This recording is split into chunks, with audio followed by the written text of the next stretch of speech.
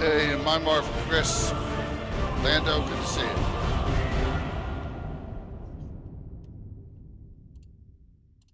Wait 1 second here. 1 second. There we go. Hello. Hey, how are you? Oh, good. How you doing? Doing good. Doing good. Good. Absolutely. Let me see. Someone just texted me. I don't know what that was about. Uh-oh. Nah, it's probably just Tim. I imagine he'll He's just busting your balls already before the Yeah, stream he's gonna starts. try and hop on. I know Will's coming on, but he says he's gonna Oh, try. good. Yep. Yeah. Of course, Tim's breaking my stones. Why not? Yeah. So we're good. We are good.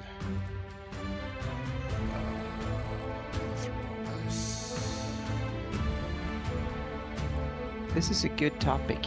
Yeah, I mean, Yep. I'm getting a lot. So my shorts are getting a ton of hits and a ton of questions are coming off of them. So, Yeah.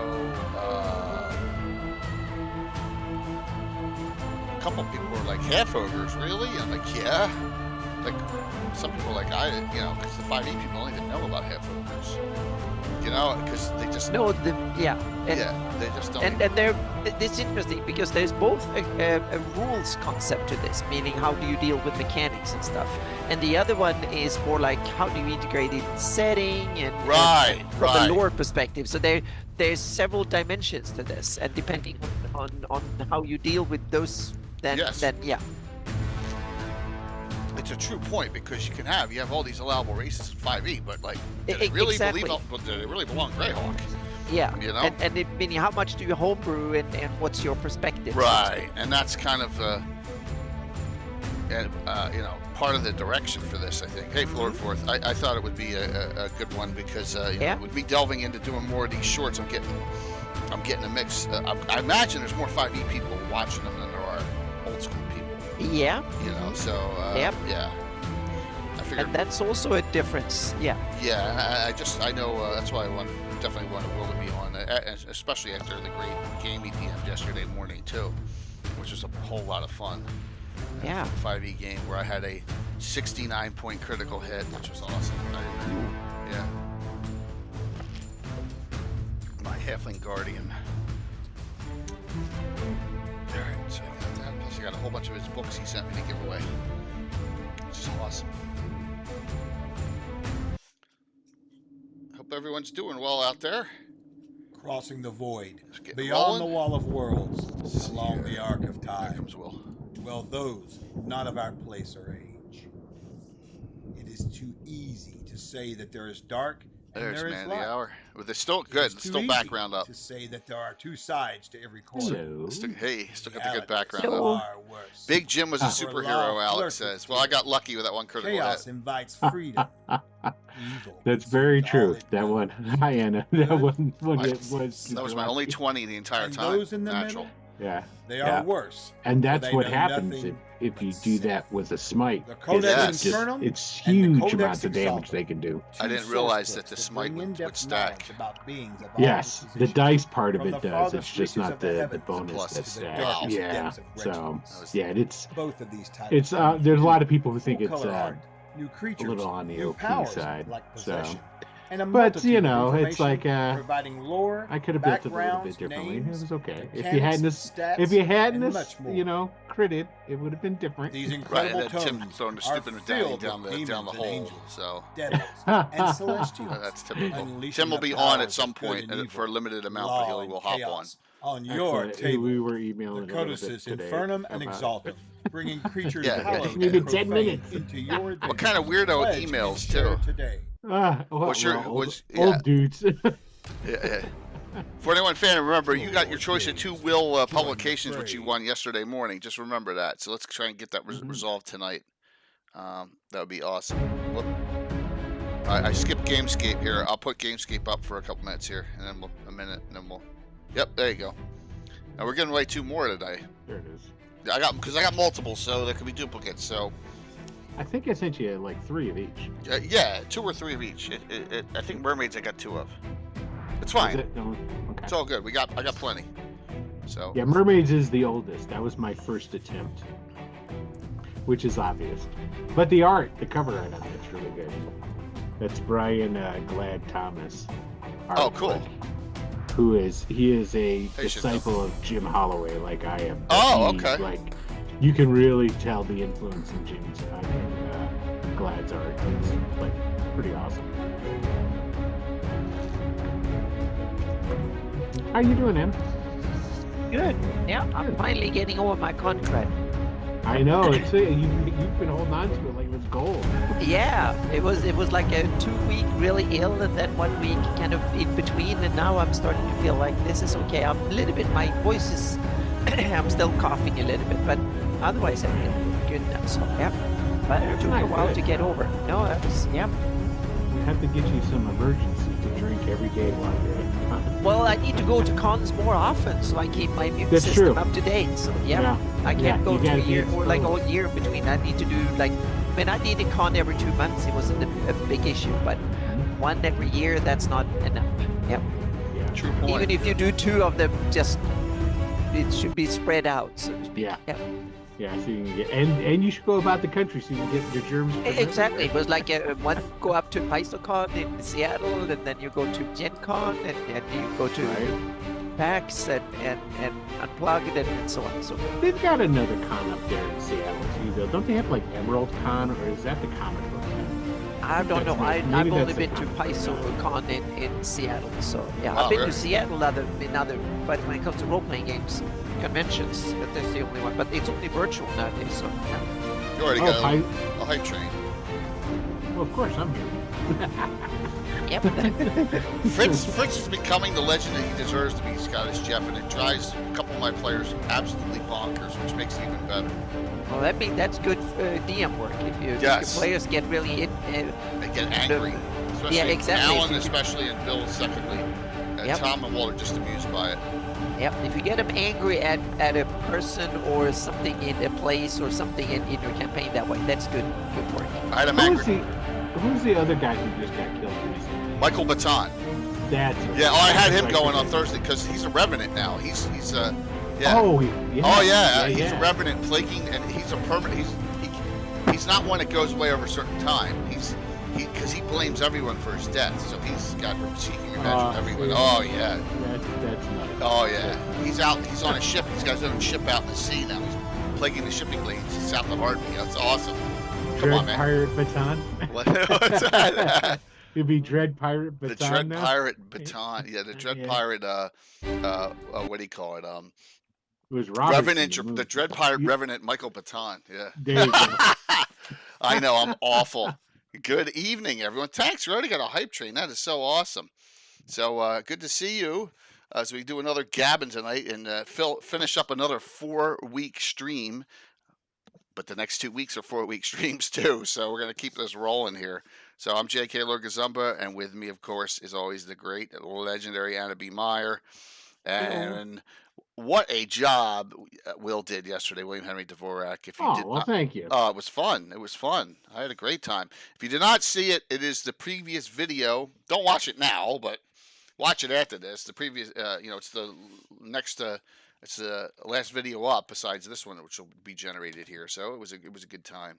Everyone had a real Yeah, fun time. I had a blast. So First of many guest GM appearances, and it went very, very well. I was very happy with it. We were like double any other stream as far as viewer audience Saturday morning too, so it was awesome. So everyone stepped up. We had a good time. Troy gave you 30 regulars, right? Just to man, slam they us came with- in handy. Yeah, they did with your re-rolls. So mhm. And So- that I see. If you notice, it's like asides the Golem, Yeah. statue, which doesn't really count. What kind of golem was it, by the way? Was it stone? Just no, it was a bronze one. Oh, It it was was bronze golem. Okay. Yeah, but it just didn't have any of the lava stuff in it and whatnot. I always think Yeah, that's you did, kinda Jeff. hokey. But no bad guys were caught. There was like the Right. big mother, the big Yeah, demonic bird I blame thing Tim for that one. that flew away, and then there was no great big bad at the end. Really, it was just a decision to be made, Yeah, and yeah. it was well played. So Well, I appreciate that. Not to complain. I'm the only one that did any damage. you're right. You're totally right about I'm the only one that like I hit. I did 2. I'm like 2. You did 2 points. Oh my when you god. guys were fighting the bird, even it was like some people were throwing a little bit. It's Alex Luton did a little bit with chucking his rocks, Yeah. but nowhere near Nah, it was good. I'm just output. busted. Yeah. I didn't realize how much that smite does. And the Mhm. here's the funny thing. A lot of people in the audience didn't know. They're like, "You're playing a halfling paladin?" I'm like, "No." And they're like, "Well, how the hell do you have It's a smite guardian. then?" I was like, "It's a guardian." They're like, "Well, what?" And then that's when we link. That's when we link the all the things. I'll do it again here. Link it up and take a look. It's a 5e conversion of the halfling guardian from 1e. So, yep, very cool. And there's a picture of it right below from the article, right below me right now. Mm-hmm. So, and we'll get there with halflings. So, tonight's discussion, this comes off of a short I did, which was my first short to break 500 views, which is awesome. Thank you very much.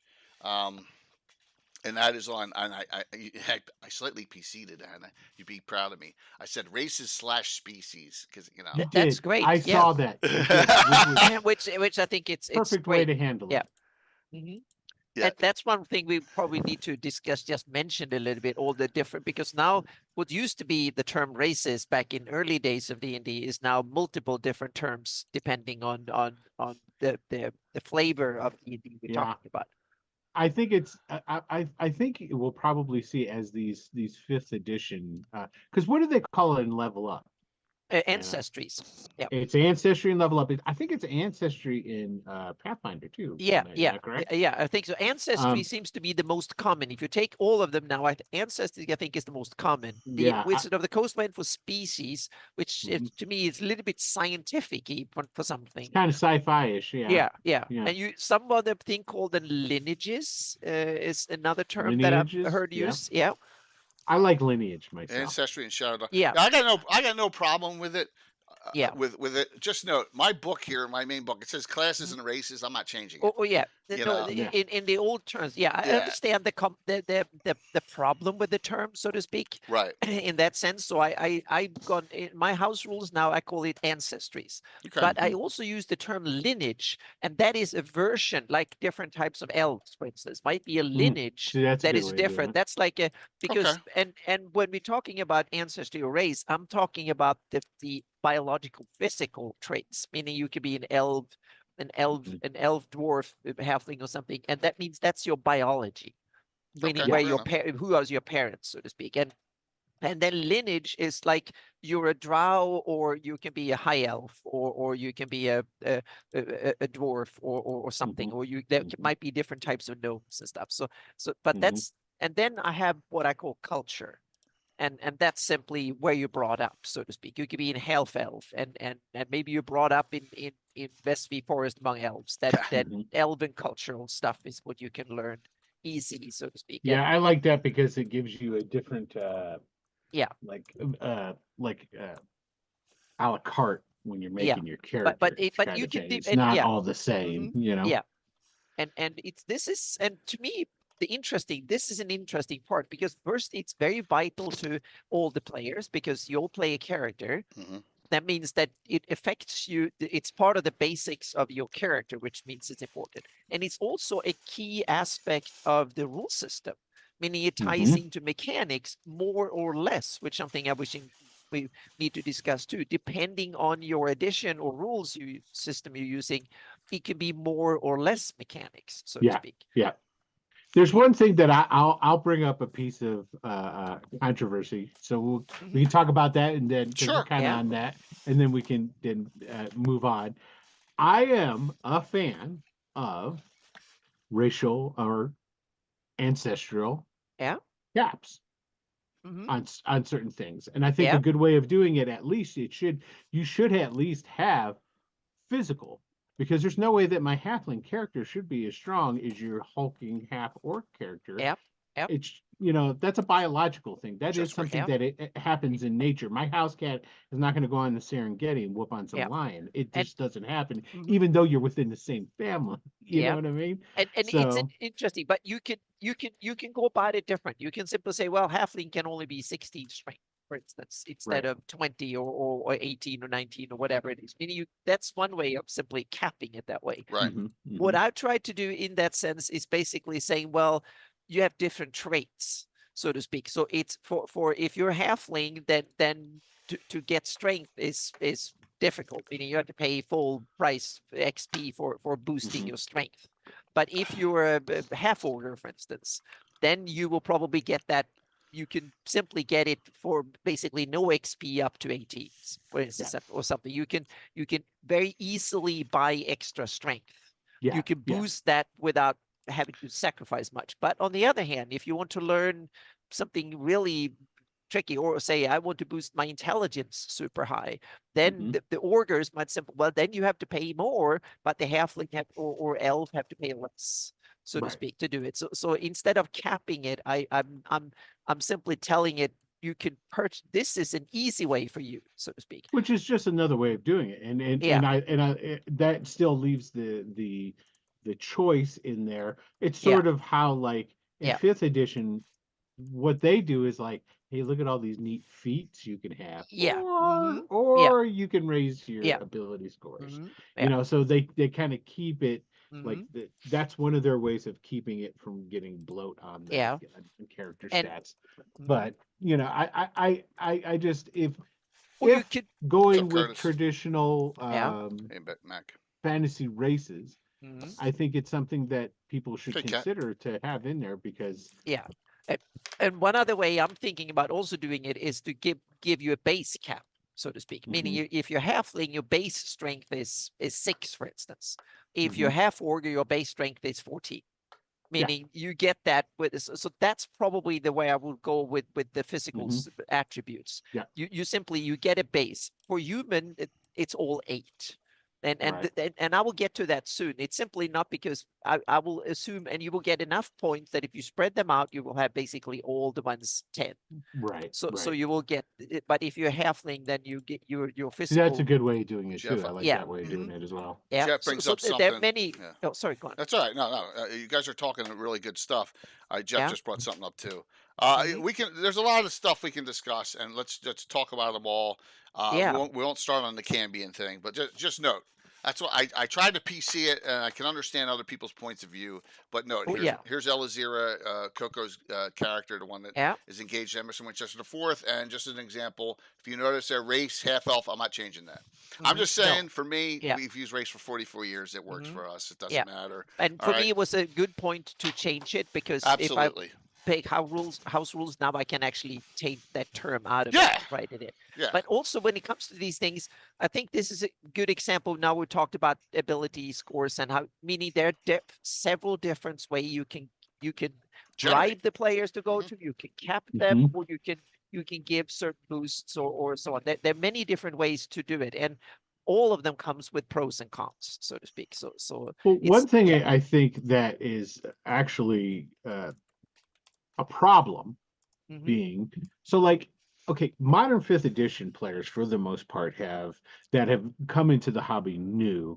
They come into the hobby with their number one example is the kitchen sink, Yeah. because that's what Wizards of the Coast wanted to do. We're going to have a world, and we want you to have all the choices you could possibly make, and Mhm. so everything coexists within there. Okay, that's fine, but then there's nothing to it, and there's no, like, or I should say, that puts an awful lot of extra work on a DM to do Yeah.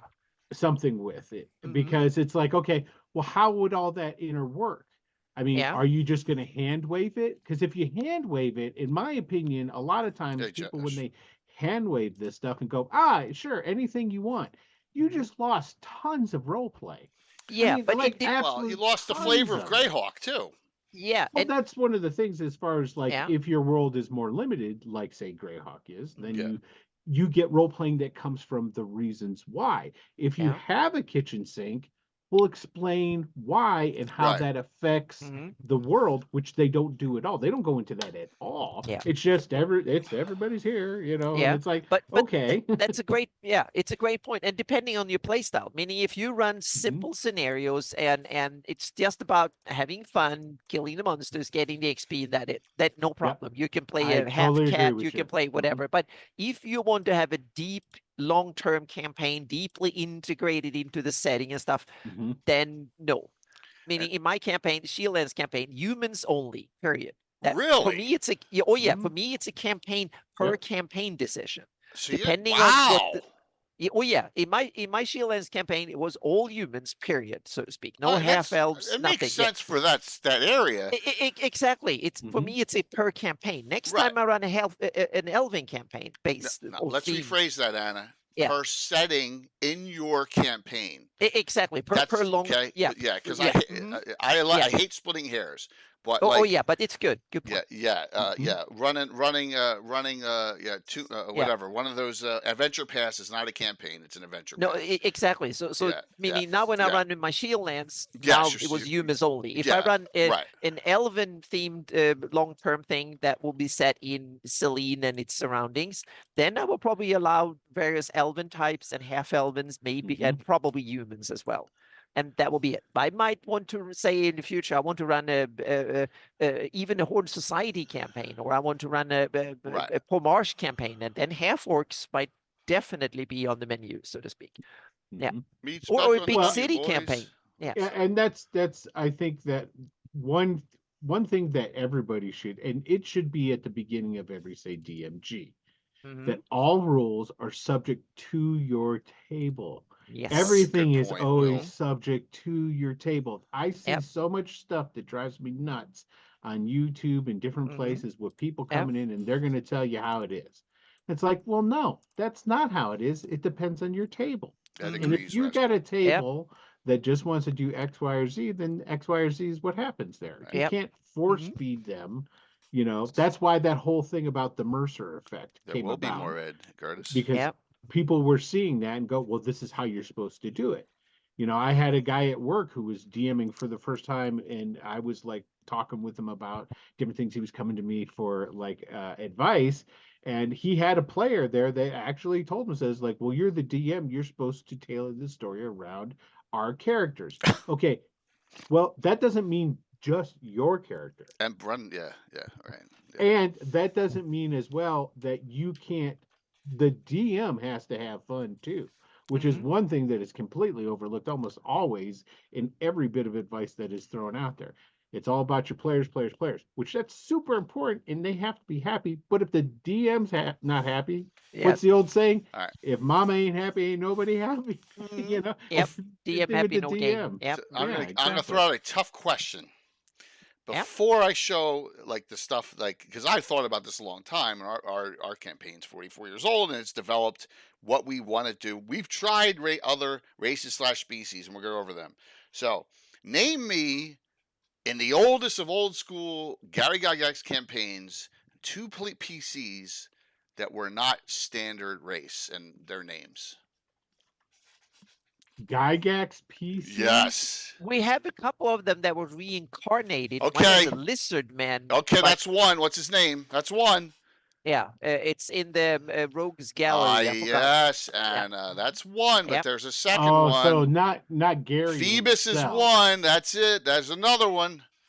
There's another one. There's more than that was in that too, because there's elves and stuff. Well, elves. But you're right. But there's another one. There's Yeah, John. That's it, John. There's a centaur. It was run by Zeb Cook. Yep. Okay. So. Yep. Yeah. So here's Phoebus. So just to say that, Gygax never ran anything. Hey, it happened from that reincarnation table, and that character, and Phoebus was Jeff Leeson's, right? And the second one is Talbot. Here we go. That means that if you want to, Talbot by Zeb Cook. Yeah, there you go. You need to check your reincarnation table, because otherwise you might have so to much run fun. whatever comes up there. Yeah. Yeah, absolutely. I love that so much. I think that there's 2 going way back. Any character that gets brought back from the dead. Yeah, good job. That should be what has to happen. It'd be a reincarnation table every time. Hey, Blue, period. thank you. I don't care. So note that even Gary's campaign, I know you can't see me pointing now. Gary's campaign had stuff outside the norm because the rogues, because of the tables that they had set in those spell lists. Mages could reincarnate too, but druid reincarnation, rogues gallery. So we have documented proof. That character got my magic going in NPC creations. Jeff, that's right too. I mean, I have a bugbear and a goblin running around on my campaign for 40 years, right? I have a bugbear bounty hunter and a goblin fighter that are part of the Altimer Bounty Hunters Guild. So yeah, as NPCs. All right. So from that, let's go here, if I can find it. I had it up. And then we'll start this discussion off. I had it, and now it's gone. It's called Races and Classes. Here we go. We'll go back. This is my chart right out of and like I said, hey, Dave Guerreri, good to see you. Hello. Here it is. I did it on the short too, last couple days. Classes and Races. This is the master of all masters of those 20 books downstairs. There's a lot of great information in here, even though Troy thinks there's nothing in here. Oh, by the way, so the giveaway, you get your choice of 2 of these. William Henry Dvorak prints. All right, again, yes. Now, Phantom 491 won 2 of them yesterday. So we have the Dragon's Horde. It's an adventure for levels 1 to 3. Tomb of Zhang, which is, probably who that is. Zhang the Horrific, levels 7 to 10. Echoes of a Dark Past, levels 1 to 3.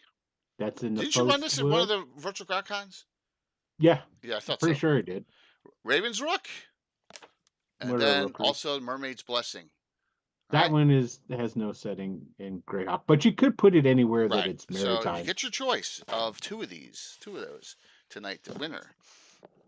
Really cool. So I'll say this: Unearthed Arcana threw us for a loop, and we'll talk about that in a second. So here's my master chart. All right. It's 44 classes. We've gone over them a lot of times. Race-wise, human, all the way down. Notice there's classes humans cannot be. All right, there are some. Half elf. Now that includes all elves. Just because I'm not doing it. I see. The human side takes, most time takes precedent, but their multi-classing capability in old school is huge, right? So no problem, Phantom. You won't get Raven's Rook. Don't add the bad luck to my roll. Why would I? I'm not going to zing you, Troy. Don't worry. All right, now I know Anna and I have a whole different way on how elves work. This is just for my campaign. No big deal. Grey Elf, that includes High Elves. Grey Elves, I say Grey Elves are from Selene. High Elves are from Duchy Ulick. Yeah, it's okay. Whatever semantics you are, there's slight differences, minor. Grey Elves are any called fairies. Mechanical differences between Grey or High, or is it cultural? Cultural and Grey Elves also get an extra +1 to intelligence. There you go. Yeah, and that's right in first edition Player's Handbook. Yeah, I remember that was back in the day. You wanted to be Grey because you were smarter. Yeah, and plus, that's the nobility of Selene. That's the ones from the Lands of the Timeless Tree, and some in High Folk is what I have, and some in Sundi or Grey Elves. Dark Elf. All right, here's comes wrenches. There's 2 wrenches. Arthur came out and goes, you can play Dark Elves now. And everyone's like, yay. Well, we don't have that many anymore. There was a fad in the 80s, but there are Dark Elf characters in my game. Sylvan Elf. Sylvan Elves are -1 to intelligence, but are +1 to strength. Like Anna has a Sylvan Elf. They can still be mages and stuff. Axewood, they're from a lot of, they're from the Vesvi. They're all from a lot of places. I notice I'm not talking about the right side of the map that much because I don't care. Just kidding. W.E. Wild Elf or Grugok. Grugok are still around. Northern Selene, Northern Vesvi, some of the Dimwood. There's places you can find Grugok Wild Elves. +2 to strength. +2 to strength. Yeah. All right. Then, so there's a lot of elf differentiation. Mountain Dwarf. Now, technically, culturally, there's a difference between Mountain Dwarfs and Hill Dwarfs, but I can't figure out what it is. I have a political difference in my game between the Lortmill Mountain Dwarves and Hill Dwarves of Principality Ulick. They hate each other. Mountain Dwarf and Hill Dwarf, though, is on the same table for class. All right. Surface Gnome and Deep Gnome on the same table for class, even though Deep Gnomes have some other abilities. We're trying to stay away from Deep Gnomes as player characters, but you can have them. Halflings. All right. And notice Halfling's got a decent number of classes. Heck yeah, they do. Half orcs. Half orcs got a decent number of classes too. Look at all these. All half orcs possibilities. You can have a half orc archer, which is pretty cool. And lastly, but not leastly, I don't know what a forest gnome is, Lord Kalan. A gnome's I don't know what that is. What's a forest gnome? A gnome's a gnome. Forest gnomes are they divided them up in the in 5th edition. You have forest gnomes, and that's their way of saying the red conical hat kind of guys that lived in the trees and all that different stuff. You mean the lawn gnomes? Yeah, exactly. Which come from a type of European mythology has those. Whereas original D&D kind of had them they're almost like a poor man's dwarf, really. Oh yeah. You know, so it was sort of like underpants gnomes, especially. Kind of paying some homage to. Yeah, they'd steal from you. Yeah, I'm gonna say underpants. What other gnomes? Because Pathfinder really popularized forest gnomes and really ran with that as a species. And I think that then bled back over into Wizards of the Coast and Dungeons and Dragons. So let's all agree and hopefully you all agree. I do not need more than one surface gnome species in my Greyhawk. Because some people think one's too many. I know Gary Julian is not a fan of gnomes, right? I love using gnomes as NPCs. Gnomes are cool. Yeah, gnomes are cool, but we don't need rockets. No, I only have one gnomish ancestry, so to speak. But then I might have. Well, I might have Swerfneblins might be another one, so to speak. There will be a lineage, and the reason I want to separate them is that the stuff that you can get, I call them traits, things like dark vision and stuff like that. And this is one thing that we need to talk about a little bit later. Meaning, how do you treat races or ancestors, whatever you call them, that are mechanically superior? They get cool stuff like magic resistance, innate spells, dark vision, etc. Mm-hmm. And that's my way of separating. I call these things traits. Okay. And you can pay XP points to get them, so you get a budget, so to speak. But sometimes I simply say, well, but you don't have to learn them. You can just say, well, I want it, and then you can grab it because it's part of your biology to have a predisposition to be able to. But not all of them want, because no, I want my character to know a heck of a lot more magic, for instance, and then you sacrifice your ability. So I can use those rules if I want game balance between human characters and gnomish or whatever it is, or someone I want to have drow character, for instance.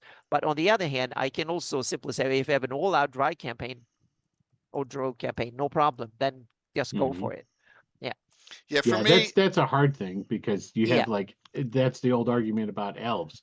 Yeah. They live so long, they should be so good at everything. Exactly. You know, no, I've always looked at culturally, they're like, yeah. I just look at them as it takes them a lot longer to mature. And I don't necessarily mean mature physically. It's, when you live that long, it's like you can be like a teenager for, 500 years.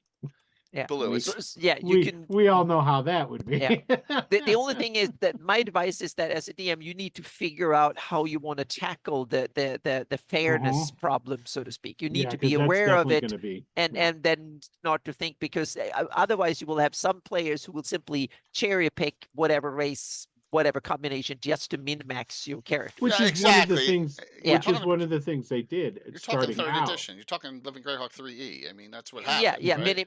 Right? But there are some players who are simply in the game. That's for them is the key piece of getting as many plus ones or pluses as possible. And we need, as a DM, you need to be aware of that phenomena. And you might see it as awesome. I want my players to have simply the mechanically best suited characters possible. That is no problem. But if your campaign is more like a bit more even, story is more important, and game mechanics is a little bit less, you're not that keen on it, so to speak, then you might have to, how do I tackle this, so to speak? It's something you need to be aware of and set up the limits you want and need, so to speak. And because some players, they love stuff like this. Other players will simply look at it differently. There are many different ways to take that min-maxing, so to speak. Which Some is why players love it. Yeah. you need it, because Mhm. it is a very rare table where Yeah. everybody at the table is all on the same Exactly. page Yeah. with that. So Mhm. that's why they built that in there, because it is Yeah. a group game. Mm-hmm. And Yep. while you might have two people in it that are all about min-maxing and they Yep. love doing it, and that's how they have their fun, which is totally okay.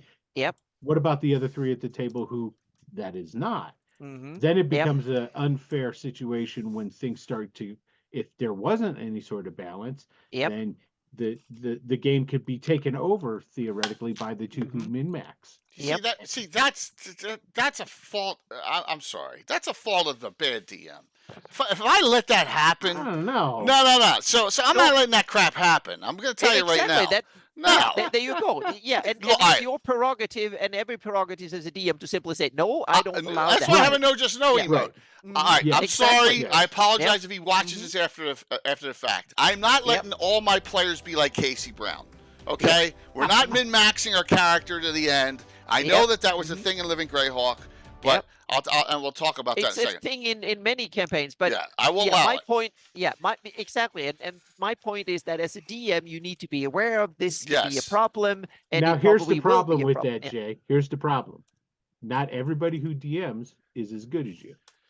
And not Yes. everybody can take care of the table. Mhm. There's tons of people that take, for example, What? the new group and the guy that I was talking with at work. He's got a new group. He's just starting out. He's wanting to DM. So he needs the reinforcement of the rules to help him through it. Mhm. Yeah. Now, he might never be a great DM. Well, but, yeah, I got it. I know. You know, But Yeah.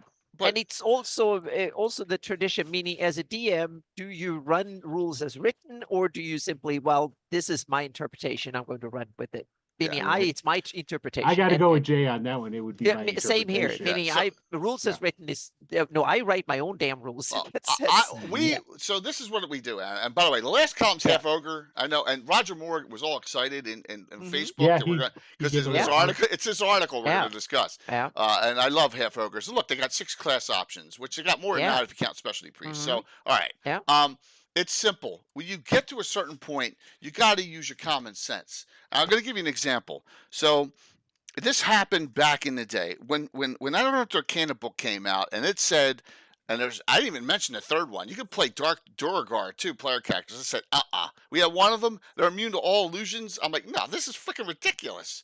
So out. And they grow. Yeah, it's just ridiculous. So Yeah. Dark Elves could wield in any hand, right, without a penalty. So they automatically had like 2-weapon fighting, right, because they had no penalty. Well, someone in my group assumed, well, that means I could specialize in either hand. So now I'm running around with Dark Elf Cavaliers specialized in both hands. You can imagine what is happening now when they get 9 attacks every 2 rounds with specialization because they're getting an increased rate of fire. I'm like, stop, done. No, because there's no interpretation on the rules there. Mhm. But I'm saying, rule, you can only specialize in your primary hand weapon, period. I don't care what race or species you are. Done. And that's it. I got a little bit of, nope, no just no came up, and it's been that way ever since. So just note that players will try and stretch the rules if you allow them to. Yep. But you just got to say, and that's why I have that stupid emote, no, I'm not Yeah. doing it. And I love having a Dark Elf character here and there, and they're very rare. I'd say Yeah. 1 out of every 3 adventure groups has a Dark Elf player. Yeah. All right, so. Yep. But Jay, I totally agree with you. But this also means that True, from a Dave. DM's perspective, you need to understand the rules and you and use how them, the so to imbalance is speak. going to go. Mhm. Yeah, You yeah, did- exactly. right. Because you need to be able to identify the problem, and you need to know the rules before you break them, so to speak. So that's the thing as a DM. If you want a house rule, that means that you need to understand the system you're house ruling fairly intimately, because Yeah. otherwise your players will run over you as a doormat, explaining what you're doing is stupid, so to speak. So Yeah. that's depending on yeah. the table you have. So- It's like I exactly, always and you say, need the good table is so hard to find. Yes, know. exactly. And That's then funny. it's up to your play style, meaning Yeah. how do you want to tell your stories? What stories do you want to tell? What aspects of the Exactly. gameplay do you want to emphasize? Meaning, is combat really important? Is equality between all characters should Yeah. be equally powerful? Game balance, is that really important? Then these things become, you have to weigh these things on perfect scale. But on Mhm. the other hand, if it's just going to be cool skirmishy all over the board, just Yeah. hard hit, whatever, swingy and so on, you need to worry less, so to speak. There's a difference between game balance and making everyone the same. Yes, There's a huge exactly. difference because Yeah. Oh yeah. certain races / species are going to have an advantage over others, Yeah. and Mhm. that's okay. That's Yeah. not an issue. Mhm. You know, like I'll give you an example in old school. The number one thing humans have, if you use class level limits, is their unlimited levels. But the dual classing ability makes super powerful characters. Just as every single one. Alan's argument would be, oh, that's not Yeah. every single human. Yeah, it's almost every Mhm. human he plays dual Yeah. classes. Dual classing characters can be really, really hot at a certain level. They Yeah. just are, And and there's nothing wrong yeah. with that.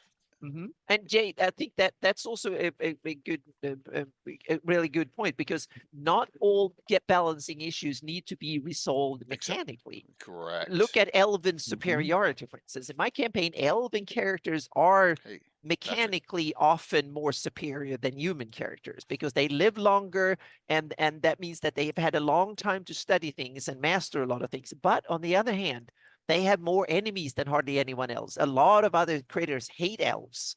That Mm. means that there is you walk around with a target on your back when you're an elf, absolutely, so to speak. And absolutely. so you don't necessarily, that means that you can allow an elven character to be mechanically more superior, because when the orcs come, they will hit that elven character more than the other characters, so to speak. Mhm. It's much harder for an elf to come and say, well, I'm just trespassing through here. But the human character can start talking dirty and say, well, I'm on your side too, so I hate this elven character, and they Yeah, might get Kurt, away the with same it. thing. So Yeah. Yeah. in my Greyhawk, Celine is very depleted of gray and high elves, and that's why they have so many half elves because Yeah. there's a lot of them dead from all the wars. Mhm. And you know it's just something to Yeah. consider. Yeah. Also, you know, age thing is you know, Mhm. gray elves Yeah. don't start adventuring in my campaign till 150 years old. Yeah. So it just But that means that, yes, some mechanical, you don't need to solve every you issue don't mechanically. you don't. You can exactly, you can look into it story wise, you can look into it doing gameplay and stuff. So mechanics is only one dimension of the game, and that means Yep. that the rules don't have to cover everything, and I don't think they should cover everything, No, but they yeah, should cover exactly. the part Yep. that are essential for you to have codified. And what those parts are depends on your play style and your goals with your game. Yeah. So There's Brandon Lee Mulligan mhm. had took a little bit of heat. I don't know how long ago it was, but essentially he had a quote came out and he's talking about how he enjoys using 5th edition D&D to run his socially heavy and role-playing heavy role-playing games. And Yeah. a lot of people are like, why? There's like hardly any mechanics in 5th edition for that, and so forth and so on. And what he came back with, which is perfect, which is something that so many of the newer generations need to learn these sort of things, is because there's no rules in there is why. Mhm. Because I have a hard time and it's harder for me to run realistic combat and so forth. So I need a heavy rule set that covers all Yeah. of that for me. Mhm. When it comes to running social interactions or actual role playing, he's Mhm. like, I've got that down pat and I Yeah. can do that backwards and forwards. So I Yeah. don't want a bunch of rules Thanks in for there resub, Dale. for that Mhm. impeding 4 me years. in how I want to do something. Yep. So Yep. It's up to each DM. And look, gosh, this could sound awful. I think sometimes DMs need to have a little have issues because then they know what to do and what not to do in their own game, right? And Yeah. something comes up Mhm. and you're like, and we've had it multiple Yep. times. The Mhm. dark elf issue, issues, you know, issues on what are we going to do with the class level limit thing, because it's, you know, do we want this imbalance where the humans are so much more powerful? And the answer is no, we don't. But oh well, you'll have these triple class characters running around, they're super powerful. Mhm. No, because the experience tables are so crazy, they go up a lot slower. There's a lot of things you just got to take in consideration, and it's your game. Now Mhm. it could be any edition, and we're talking about anything: class, Castles and Crusades, 1E, 2E, Pathfinder, Mhm. 5E. It doesn't matter. You need to decide what You know how you want to set your own game up. Now I got a question for Alex. All right, and here's it because Dale said he thought Dark Elves and Half Ogres were broken, and Dale, I want to know why you think that. Alex, did you feel like when you played Telegord, and this is Antiquitous, at Gary Con, that you had any other advantage other than having a lot of hit points? Because you got put down in the negatives again. I say we got a Half Ogre and Edge group, and a lot of people forget he's a Half Ogre, right? So I think once again and he's a specialty priest at Heronius. I think it's another just a balance. It's another balance issue. Not really, exactly. All right, so he had a lot of hit points, you know, and he has some high strength, but he's not a fighter. So it's just, you know, it's a gameplay thing. Limited tank, exactly. That's what he is. He's a limited tank with. That's it. So yeah. Speaking of hit points, that's something that in my house rules now, I have default features. You get a base load of hit points depending on your body size. So if you're tiny, you get 4 hit points. If you're small, you get 6. If you're medium, you get 8. Yeah. Large 12, and huge 20, and colossal you get 100. That's before any hit dice, any con bonus, whatever. That's just a base load of hit points. And the reason I want to do that is that I want to boost not the numbers of hit points you have much when you're 10th level or 5th level, but when you're 1st level. So take a 1st level human will have first 8 hit points from just being a medium-sized creature. And then probably maybe 1 more because of them being having like a con 11 or something like that. But then they also get a hit dice, 6 hit points from a hit dice at 1st level.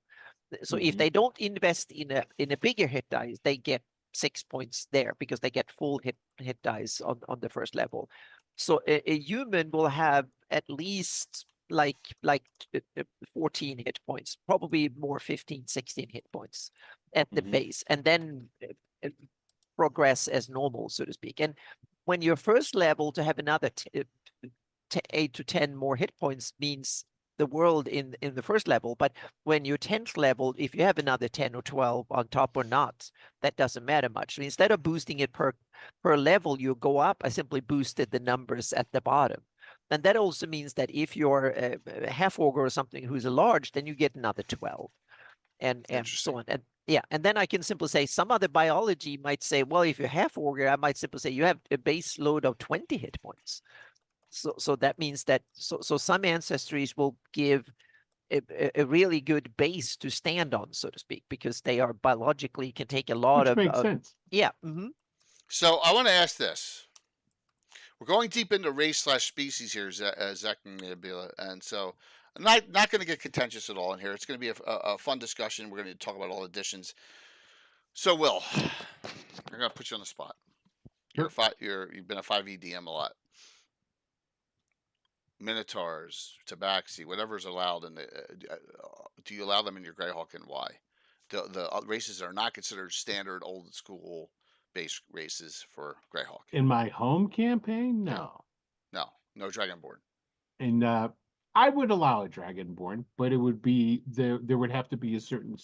The thing is lots of people, if they want to play something that's off the cuff from what is the established lore of the land. So if I play Greyhawk, I use the Greyhawk setting as is. So if you're going to play something like that, you're going to get a lot of guff, and life's not going to be easy for you, and that comes with the character class. So, and it's basically, I'm a lot more lenient as far as the types of races I would allow when I streamed than my home campaign, because streaming, I was dealing with, it wasn't necessarily my home group. Does that make sense? You know, yeah, I was putting on more of a show than I was a game. So yeah, I mean, you can run. I would allow that in. Yeah. If you run a published adventure, for instance, then you just go with whatever that adventure says. Yeah, but even there too, I definitely adhere to. They would be getting like a good example is when Adam played the Goliath in Greyhawk. Oh, that's an interesting one. Yeah, and I had everybody consider him a type of ogre. Essentially, they're like, "Wow, he's different." You know, he's not ugly like normal ogres are and stuff, but he's still got like people didn't go, "Hey, how's it going, man?" He wasn't treated friendly, Right. and Okay. so so and depending on where it would be, like for example, I would be really for some reason, Tabaxi to me would fit well in Monoland Well, or like yeah. Okay. the I Medio, can see that. So like if we were doing something down there, I'd be a lot more inclined to have I that could type of think about character the there. One T's and these snake thingies and stuff. Oh, If you yeah, run definitely. Monaland or Ulmen, Yeah. I can think about these things. Yeah. hmm But it still wouldn't change. Like if somebody's going to play a lizard folk, even if like and I'm like, okay, if we're going to play a lizard folk, well, you're still going to have the problems dealing with the dominant race on the Oh planet. yeah. Yeah, considering that they are man-eaters for a But lot. Yeah. Yeah. And so it's like I implement. That's where I talk about when I was saying about the kitchen sink and what Yeah, the I Forgotten don't have a Realms kitchen has sink. I have a become. yeah. Is that's the problem with it. They just hand wave all that stuff, and it's just like, well, that wouldn't be. That to me is like it's doing a disservice to everybody. Yep. Because you're losing so much role playing, and in reality, if you had that many different types of species that wouldn't get along, there'd be so many different things that are. I mean, culturally, they're going to be clashing. I mean, when you're the same race and your culture clashes, you could hate somebody else. Could you imagine if, like, to you, it's okay to eat a human? It's like, But well, it's like if you want to run your game, if you run official vanilla 5e, then it's a broad but shallow game. But you can run a narrow and deep game, so to speak, meaning you integrate lore and stories and stuff like that. It becomes much more narrow but much deeper. So to speak. And I do have to say, if I'm sorry, if you want vanilla, and that's just because you don't care for that, then that's okay. I'm not saying that you shouldn't do that, but I'm just saying for me and how I run games, I don't care for that. Because there are times like organized play, convention plays, and stuff like that. Then vanilla is probably the way to go for a lot of games, because otherwise you have to announce it early on. You have to put solely post on top that this is not standard 5e and so on and so forth. But for your home game, I would advise against vanilla 5e. Then I think you should flavor it the way, as a DM, the way you want it, so to speak, and limit it, or sort of go narrow and deeper into whatever direction you want to take it. Yeah. It's just like, God, once again, I'm not saying this because I'm like the greatest DM in the world. I'm not saying that. I'm saying that a lot of us have been around a long time, and a lot of people, just even old schoolers, they just want to run adventure modules, right? Okay, I'm going to run the A series and I run the G series or whatever, and the D series. That's fine. But like when you get to the point where, and a lot of people who are running homebrew don't even understand. Oh my gosh, I can make these changes. I think it's the discussion has been lost in a translation over to a lot of 5e DMs. They just don't even realize that they can make customizations and not have to get a fight with their players because they're the DM. I just think that's missing. Yeah. Dragonborn, for instance. No, I was just going to say, homebrew campaigns are still the dominant campaign. Yeah. And that includes homebrew worlds. Yeah. Even if they were to take a published one, they're going to take it and they're going to homebrew the hell out of it usually. So that is, but I think, like Jay was saying, is a lot of them feel like they have to fit everything in to keep everybody happy because it's presented in the kitchen sink manner. So they think, well, it has to be like that. Yeah. So. Yeah. For example, I'm going to admit something that I was not completely honest in the beginning. I was saying humans only for my Shieldlands campaign, but because there is an option for Dragonborn in it, but not the standard Dragonborn. Because yours can hide as human. Yeah, I looked into the 3rd edition Dragonborns that are tied to Palor. And so Hieronymus. So since Hieronymus is Tiamat, a Bahamut aspect in my game, so you can become a Dragonborn, but then you have to be human or something to begin with, and you have to be then Bahamut might make you into a Dragonborn. So you become. It's not something it's not your ancestry. It's something that you can be given. It's something you can inherit. You can That's cool. become it. Yeah. And Yeah, that's cool. that's a campaign tweak, which you're Exactly. allowed to Yeah. do as a Oh, DM. exactly. That's just something you can do as a DM, What's up, so to Tim? speak. So it will simply it's Hop on not your whenever. ancestry, but it's simply abilities you can get that are dragon-like, so to speak. And you can even eventually you can get dragon senses, and so you can smell like a dragon. You can see things as a dragon, etc. And eventually you can even become a dragon. See, that's cool. So when you so it's and that is something you can take instead of taking features that will normally belong to a class. You can simply say, well, I want to do this instead, so to speak. Instead of getting better at something or learning magic, I'm going to learn to be able to sniff like a dragon, or see like a dragon, or similar stuff, and then start getting these things, and then dive deeper into that it. assumes though, Anna, you're using a point by character generation. Yes, yeah, you simply the features you learn, instead of getting them, instead of leveling up as a class, when you earn XP, you can simply say, well, I take these XP and get better at using swords, or I learn some spells, or I do something. So I've tried to turn D&D into a point by system. Right. Yeah. And abolish classes. Levels are still there because you have proficiency bonuses and stuff like that, like in 5e, are still tied to levels. But instead of getting classes, meaning it's simply what your character can learn is up to what you want as a player and what the story tells you. Because it's if your character do things, and if your character wants to become a dragonborn, for instance, that means that you have to adhere to the Hieronymus Bahamut and so on, and you have to be loyal, and you have to start interacting with it. That means that is a possibility. If you go and hide somewhere where there are no worshippers, you would never get it. It's not a class you can say, oh, I want to be it. You have to actually, the story has to take you there. As a player, you have to go there, you have to do the thing, and so on and so forth, and then you might get it. I have one player in my campaign that has started out on that path.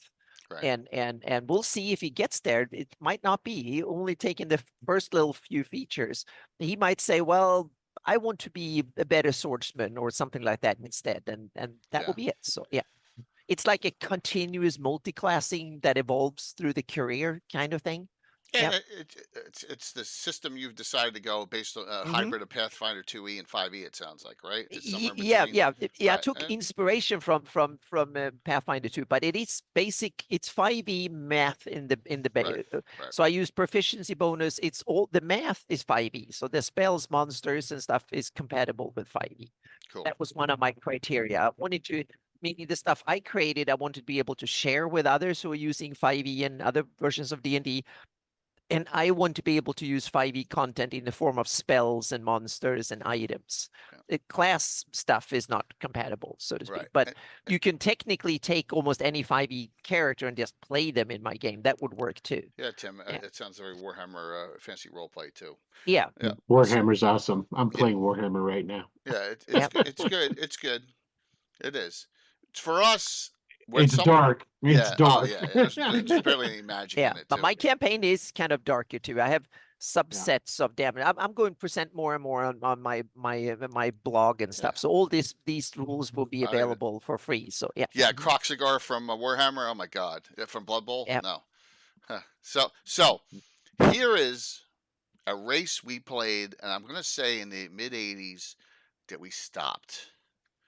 Let's go to Dragon 51. I'm not going Best of Dragon Volume 3. I'll go to Dragon 51. You get a little pixie on the picture there. I was going to say, that's something we need to talk about. Dragon 51 here. Yeah. So let's find it here. Page 19. And the reason this came up is because in the encounter tables in the original book, the Glossography book, and these are from Best of Dragon Volume 3. So this article is a Best of Dragon Volume 3 article, but I said, let's go to the original, see everyone knows where to find it. Aarakocra are in the Lort Mills Flying One, and they would fit into this too. So, and we got what's called the Wing Folk, or Alcarakilam. And so we started playing, and I messed around with a NPC and even a PC Wing Folk character, saying they're an offshoot of elves and half elves. And then I realized, this really screws with how our playstyle is with having a flying character around at first, Mm-hmm. second level. Yeah. This is not It good. changes things a lot. Changes things way too much. Yeah. And I'm like, I just no, it's Well, not. but flying is one of these. We've talked about that Yeah, earlier in another episode, and flying is one of these that can really screw up the gameplay depending on how it is, how your play style is, and meaning several rules. I think it was like Pathfinder 2. There was no possibility of getting a flying spell before 5th level and stuff like that. It was that there are several rule systems to do whatever they can to make sure that yeah. the player characters are grounded until they're really powerful. I wouldn't mind it as much if you loaded on a lot more Yeah, here to like Karakakri. hindrances. Like for Yes. one, I definitely would say that they couldn't wear any kind of armor outside of leather. I Yeah. would really drop on them a serious Here's Karakakri. encumbrance penalty too. Yes. You know, Yeah. like they Yeah. can't really carry much because they can't, you know, and I would make them a lot easier to hurt because they're going to have hollow bones Mhm. like a bird, you know. So it's Well, Yeah. like, yeah, meaning exactly. You can put. I made a whole list of things that I want to change in the. I'm going to try and find that article, and one of them was severe weight limitations on what carrying capacity if you want to fly as well, and also knowing a little bit about flying and aviation, I can tell you to have a human torso and flapping wings in the back wouldn't work much, so to speak, and it's kind of. Yeah, it's kind of tricky to get balance and stuff like that. So, but you can also, there are some benefits, but not really the ones you normally think of, so to speak. And there's the rules when it comes to aerial combat and stuff is, to me, mediocre and need to be revised. So that's something I'm looking into. But I wouldn't rule it out. But you get severe limitations. First of all, is like it will probably, wings and stuff are very, very delicate, fragile things. So if you take them into a dungeon and Tim start, said, they're flammable. yeah, well, yeah, kind of. So exactly. So you should have a lot of issues like that. So Yeah. and One of the things also I would also put on is that like yeah. Limitations or penalties for like firing when you're moving, because of course they're going to want to be some sort of like flying, ranged weapon sort of thing. Yeah. Yeah. It just. It's like, well, you gotta hover to shoot without Well, penalty, man. lightning's is a really good thing when you're an aerial attacker, so to speak, because that's like laser or ray Mhm. weapons and stuff. They Yeah. work really well for. So in that sense, they're probably underestimated as dragon breath weapons. Lightning is a good one, but yeah. But it's not something I will rule out. But I will definitely. And now we're coming into other things, meaning size. As soon as meaning something that is roughly human size, normally not a problem. But once they get way too big or way too small, size becomes a big issue. If you have tiny or large creatures, probably not a problem. But once they get bigger, then so they don't fit into dungeons and buildings normally, so you have to squeeze in. And once they're bigger than 10 feet, so like a giant, bigger than large. Once you're huge or bigger, then it becomes a huge problem. The same thing with tiny little things. Yeah. We tested it for about 2 years. It was one PC, one NPC. It just didn't fit the direction of our Greyhawk campaign. It just it wasn't. There were too many, there were limitations. I was just like, you know what, guys, let's just move on. We tried. We gave it a shot. It just wasn't, and everyone agreed. So, like I said, we tested it. We always play test. Here's the side. Oh yeah. Let me find the next one. I thought it was right here. Oh. And winged boots also sound to be, well, if they're magical, I guess anything works. But to have your lifting device on your feet is probably a dumb idea from balancing issues. That's like, that's like, see these hoverboards. Yeah. If you're the world champion of skateboarding, they're good. But if you're your average Joe like me who wants to meaning I've tried skateboarding and also the balancing stuff. It's tricky. And if you try to sword fence on a hoverboard, I don't think that's a good idea. Yeah, there's a reason that the helicopters have their rotor on top rather than at the bottom. Exactly. Yeah. This one, Anna has an NPC. Now I'm okay with NPCs, but player characters,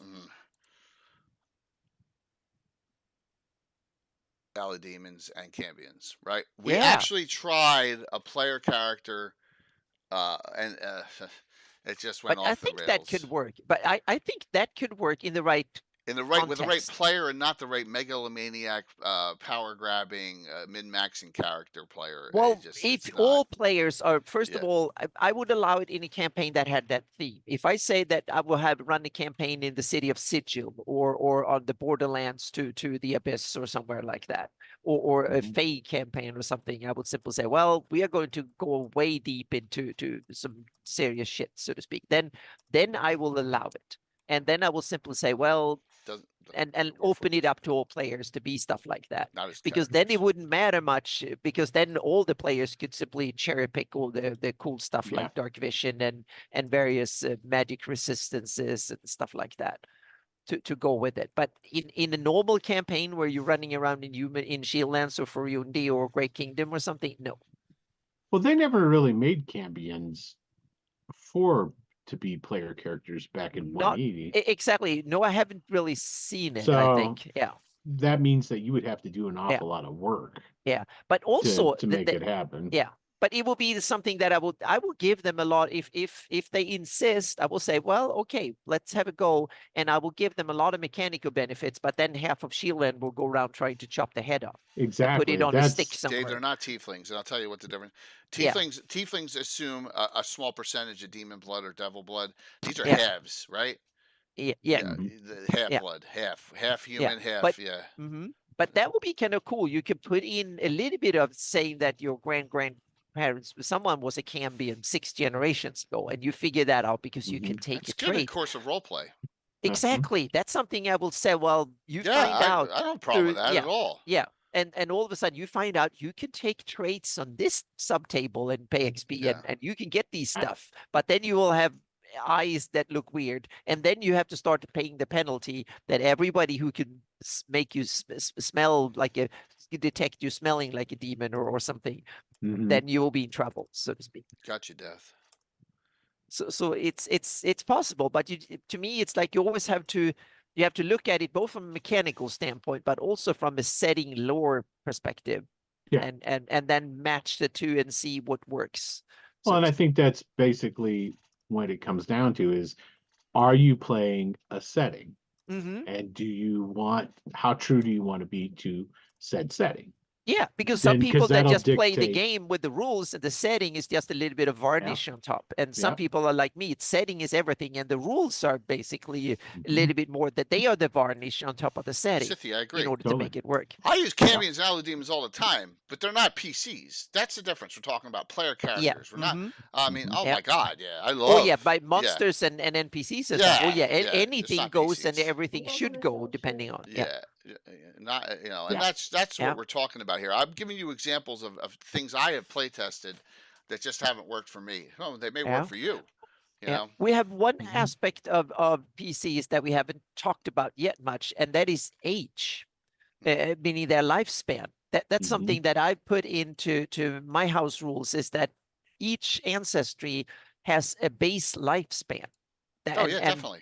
Yeah. So in humans, for instance, is 60 plus 3D 20 years. So it's basically roughly around 80, 90 years.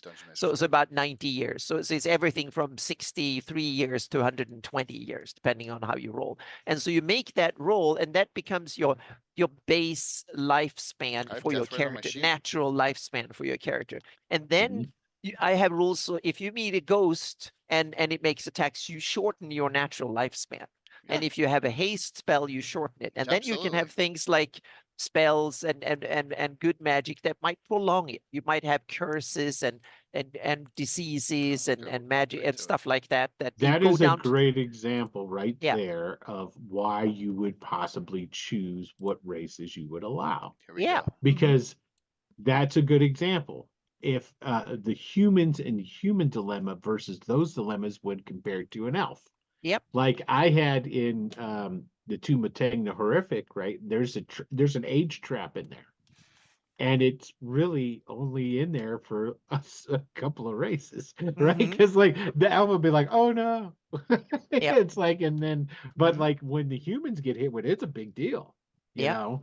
So, and that's something right there that you would take into consideration when you're putting it together. It's like, are you going to have something in the campaign that focuses on this? Like if your main bad guy is like one of the things that he does is say like he's some sort of like crazy chrono master type of wizard, and his big deal is he like ages people or turns them younger or something like that. Special exceptions are there's nothing wrong with a special exception as a DM. It's your game, absolutely. Yep. So this I always thought this was this is good. This is a very good chart here. Showing young adult mature where the mature age is where you're starting for the most part, but like I said, gray elves I allow them at 150.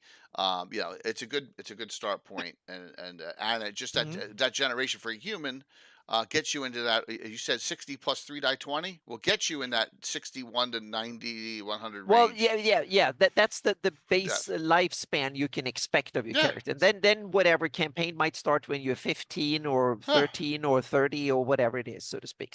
So I just wanted to, and then you have other, but it also differs because in my campaign my house rules, elves for instance, they don't die normal. If you meaning elves, the elven ancestries, you're basically a high elf or wooden elf or sylvan elf or someone. Those are different cultures, but you're either an elf. But on the other hand, drow are a different lineage, but they are born that way. And then gray elves is something you mature into. So if you're a high elf, then you might when you get old enough. So when you get like 200 something years or so on, then you might be then you mature into becoming a gray elf. And that's not dying, but it's basically your soul part dies, you become a spirit creature. And that means that you have to live up to certain criteria before that happens, because otherwise you're like Keek or something. You're stuck being an high elf, and the Seldarin you have abandoned the Seldarin and the elven gods, and they will not turn you back into a fake creature. So you will simply pass away as a natural, die like a human would, so to speak.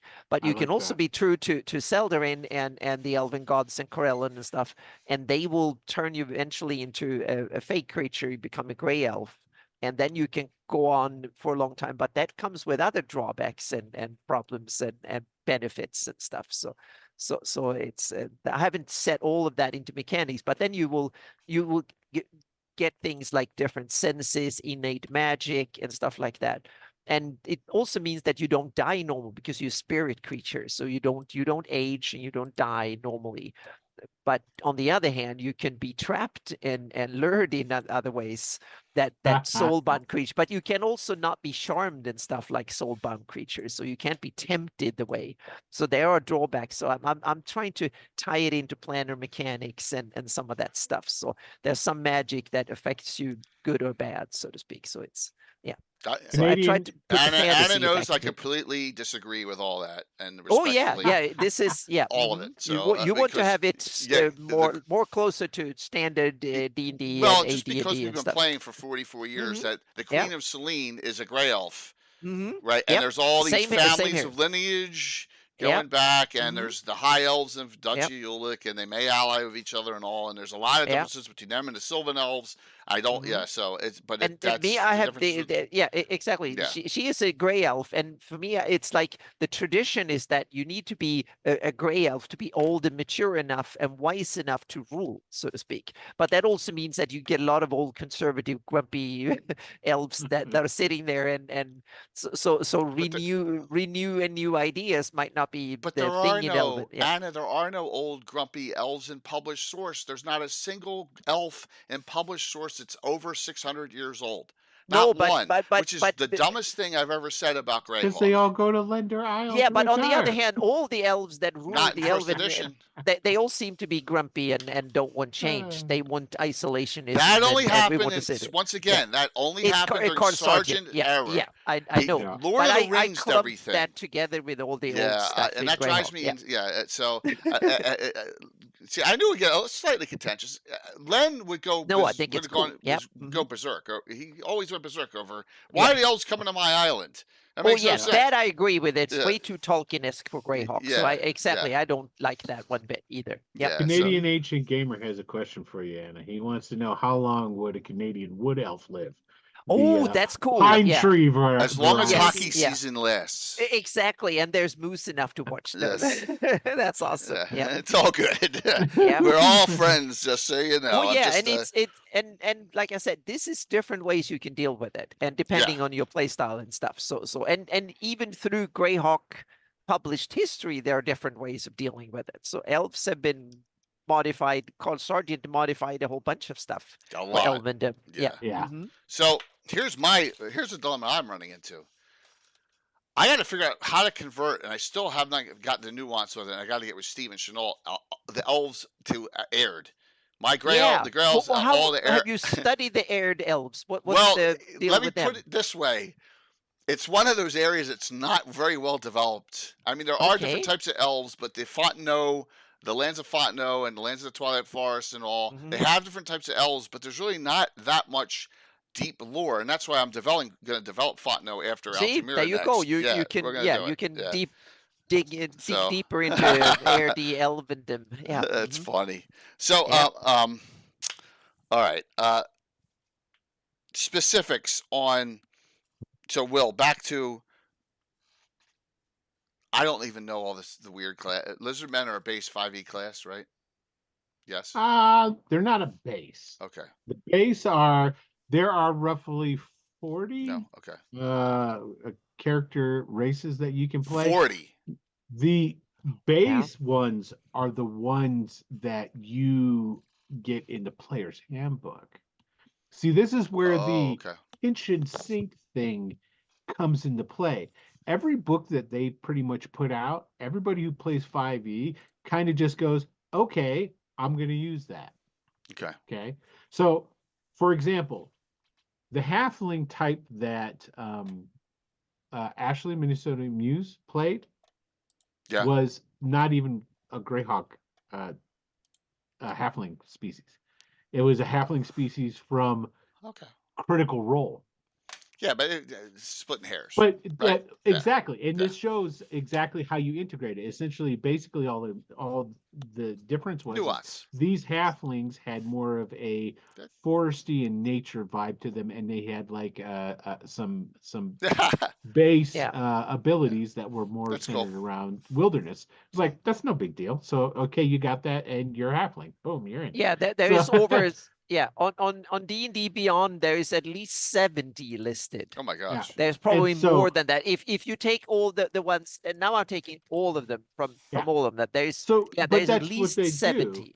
Is they take these, so like in okay, I forget which 5e book it was. It's one of the, because every book that they put out, if it wasn't an adventure book, if it was a setting book, because there was only 2 additional. There was Xanathar's Guide and Tasha's were like additional rules companion books, and I want to say it was Xanathar's. Phantom will probably be able to help me out with this one. Xanathar's is the one that gave you the, hey, do you want to play monsters? Yep. There's this 40 the rules for it, but that never made it into the player's handbook. Yeah, the player's handbook have 42. But listed on D&D Beyond. Yeah, they were all like, okay, yeah, because like in the player's handbook, you have the core races essentially. But you have weird ones like Tabaxi or Turtles and Tritons, Water Genassis. Now that's D&D Beyond, but that's not the actual. Yeah, Shadarkais and but that's not in the player's handbook. No, but these are listed as base ones. Hang on a sec. No, player's handbook have 9. Yeah. And then the Mordenkainen Monsters of the Multiverse, they add another 30. Yeah. Okay. Another 30 or so. So yeah, I was going to say. So they just keep adding. The basic ones are the Dragonborn, Dwarf, Elf, Gnome, half Elf, Halfling, half Orc, Human, and Tiefling are the ones in the basic player's handbook. Yeah. Yeah. And then we have in the Mordenkainen Monsters of the Multiverse, there are some classicals one we will recognize like Deep Gnome, Dwergar, and those are supposed to be connected to planar play. Yeah. But and they also have cool ones. If you're playing one of those, there should be a reason connected planar wise why this person is around. But that's true, Alex. Because of the kitchen sink mentality, They Yeah. don't do that. They just boom, and they're in.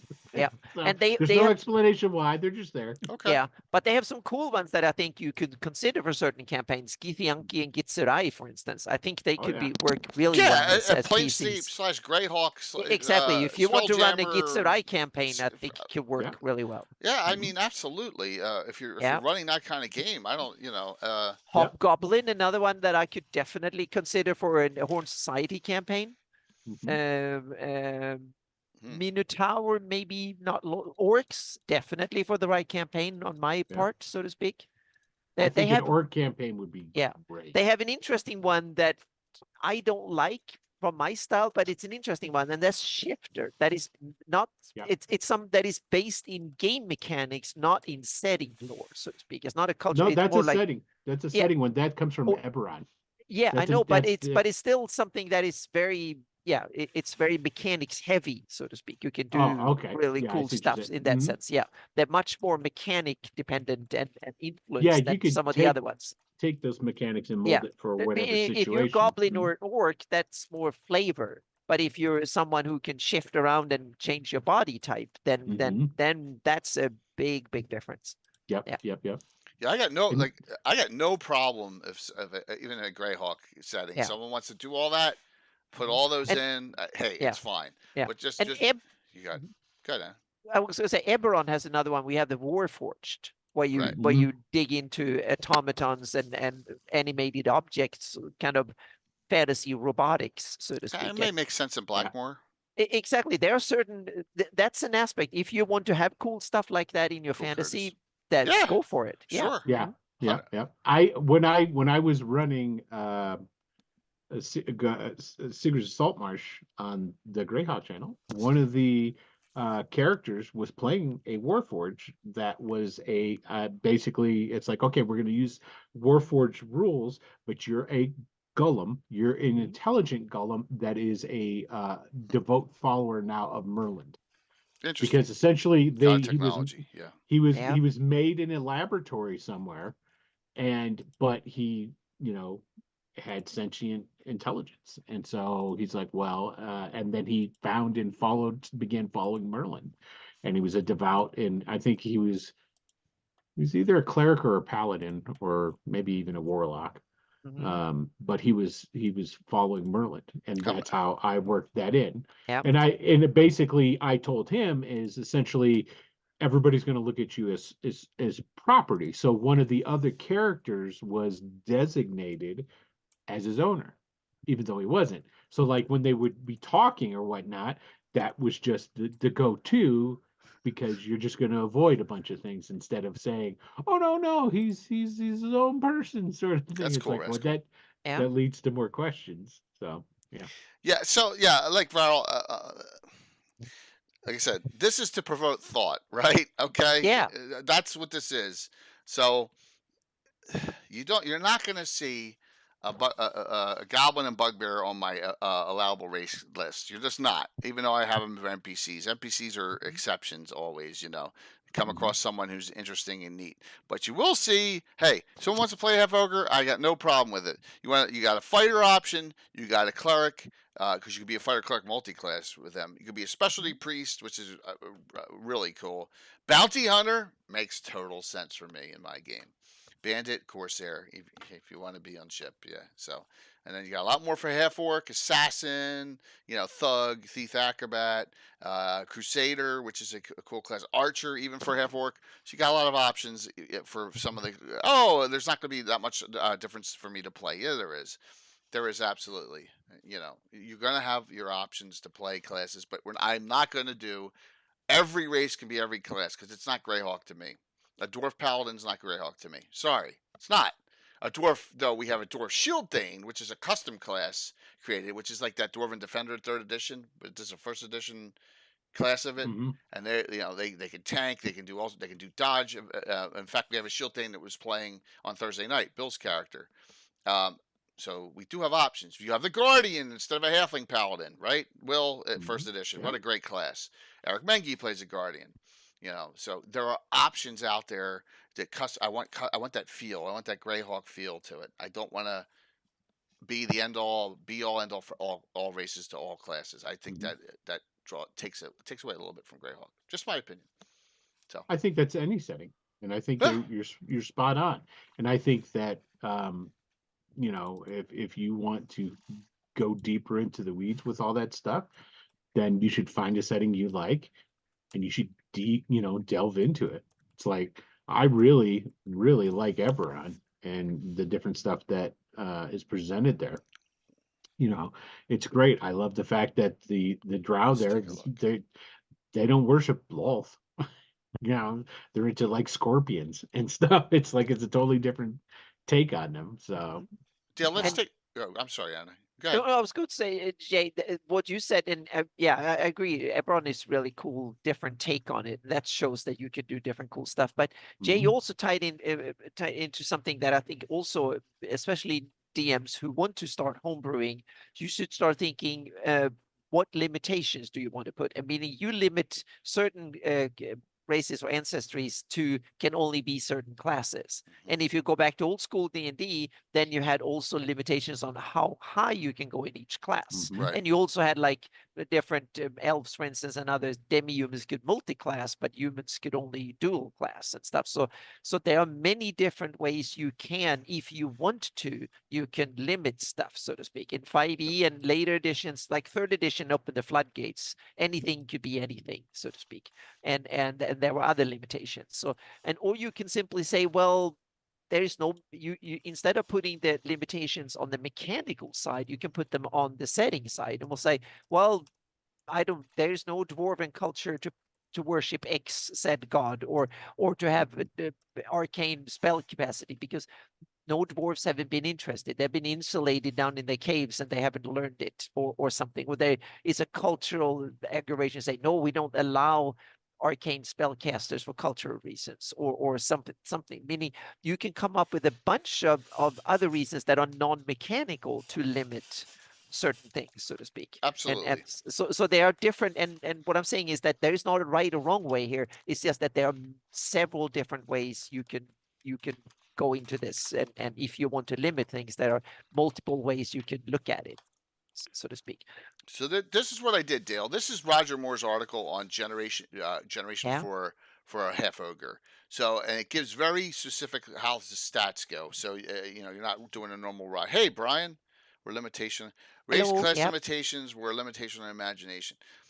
Brian, yes, but they're not for Greyhawk. I don't want halfling wizards running around, halfling illusionists running around my game. See, there you go. And but that's something you see it more like halflings don't have a culture of being Right, they wizards. don't. But they can Yeah. be Mhm. druids, they can be clerics, Yeah. so it's Yeah. it's okay.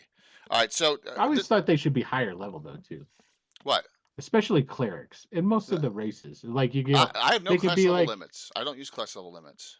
perfect, yeah. Because There I you think go. it's like a Yep. 4th level halfling cleric. I'm like, why? They should be at least a little bit higher than that. All right, So so let's the troll. The reason for that. Let's talk about that reason. There's no reason that you can't make a barbarian half ogre, but I'm going to tell you why it's not. The, Sounds like half a ogre was never an official matchmaking heaven. class. This is Roger Moore's. There used to be a Gary Gygax article way back, and Roger Moore redid it. So Dale, what I did for Telegord, right? This is Telegord Stunknord. This is This is Eric Boyd's character that Alex played at Gary Con. All right, he's now 7th level specialty priest of Ronians with 86 hit points. I said he had an exceptional upbringing and parentage. He was raised by humans in Keeland. He has 13 wisdom, so he has no spell failure. But he has 8 intelligence and 7 dex. All right, so just note I penalized him a little bit in other spots. 7 charisma, 7 comeliness, 1855 strength, and 17 con. I did take a point away somewhere else so that I gave him that 13 wisdom. I don't want to have to roll on the spell failure table every time. Just note that I worked with Eric Boyd on that to make that work. Now, why aren't there half ogre barbarians? Well, Unearthed Arcana came out, and half ogres never became an official class, race, species, so they didn't go in Unearthed Arcana. I don't see why you couldn't make them barbarians. Just do it, right? And make a barbarians. It's fine. So half ogres predate barbarians. Yes, that's exactly why. That's the reason why. The half ogre never got official, and that's why in Arcana they're not, because they're not in there. But why not make them? Hey, does it say anywhere here they can be specialty priests? No, I made them. They can be specialty priests. So there you go. All right, There you go. just an idea. Just do what you feel right for you as a DM. There you go. Yeah, cool. There's half dwarves in Dark Sun. Moles, Canadian. yeah, mules, Yeah. moles, yeah. Oh yeah. They're half dwarves. There are in Dark Sun. They are called mules or moles, and they are sterile, just like a mule is, right? Yeah, there is also interesting things you can work with when you have half ancestries or mixed races or whatever you call them, that like half elves and others and half orcs and stuff. You can start playing with interesting things. The way I want to do it is basically then you can choose from both ancestry tables, so to speak. So if you're an elven human mix, so you're half elven, then you can simply choose from both, and depending on, then you will end up one way or the other closer, so to speak, and depending on how many you take or something, so that will simply allude to how far you get on either, so to speak. So you can you can choose dark vision if you want and so on, but then you might get, yeah, so you can choose from both all human and elven ancestries. That's all. You knew the gentleman from Facebook discussion where we're talking a little bit about half ogres? Just let me know if you're that person, because if you are, hey, welcome. Yeah. So. What about half trolls? Is that too distant for no, anyone to even but they're all consider? monsters. I just used half trolls, half human, half trolls bred, and we actually have figures for them. Okay, yeah. Oh, and there that's you go. something you would even, or even trolls. Would you even consider? No. Yeah. Can you imagine a regenerating limb cut off and can still attack PC? And I can imagine trying to do like a short little campaign of 5 sessions when the characters play trolls. That would be kind of fun. Yes, a mini running thing, but I don't. Oh yeah, it would be like a one-shot, a weekend thing, or a couple of sessions. Yeah, I can. So want to start thinking. I don't know if he's still on, but I'm going to put a head here as to why I would never allow a troll there. 5 Tim heads. Yeah. You got to remember, whatever I do, that man and Alan are going to try to abuse the hell out of whatever I set.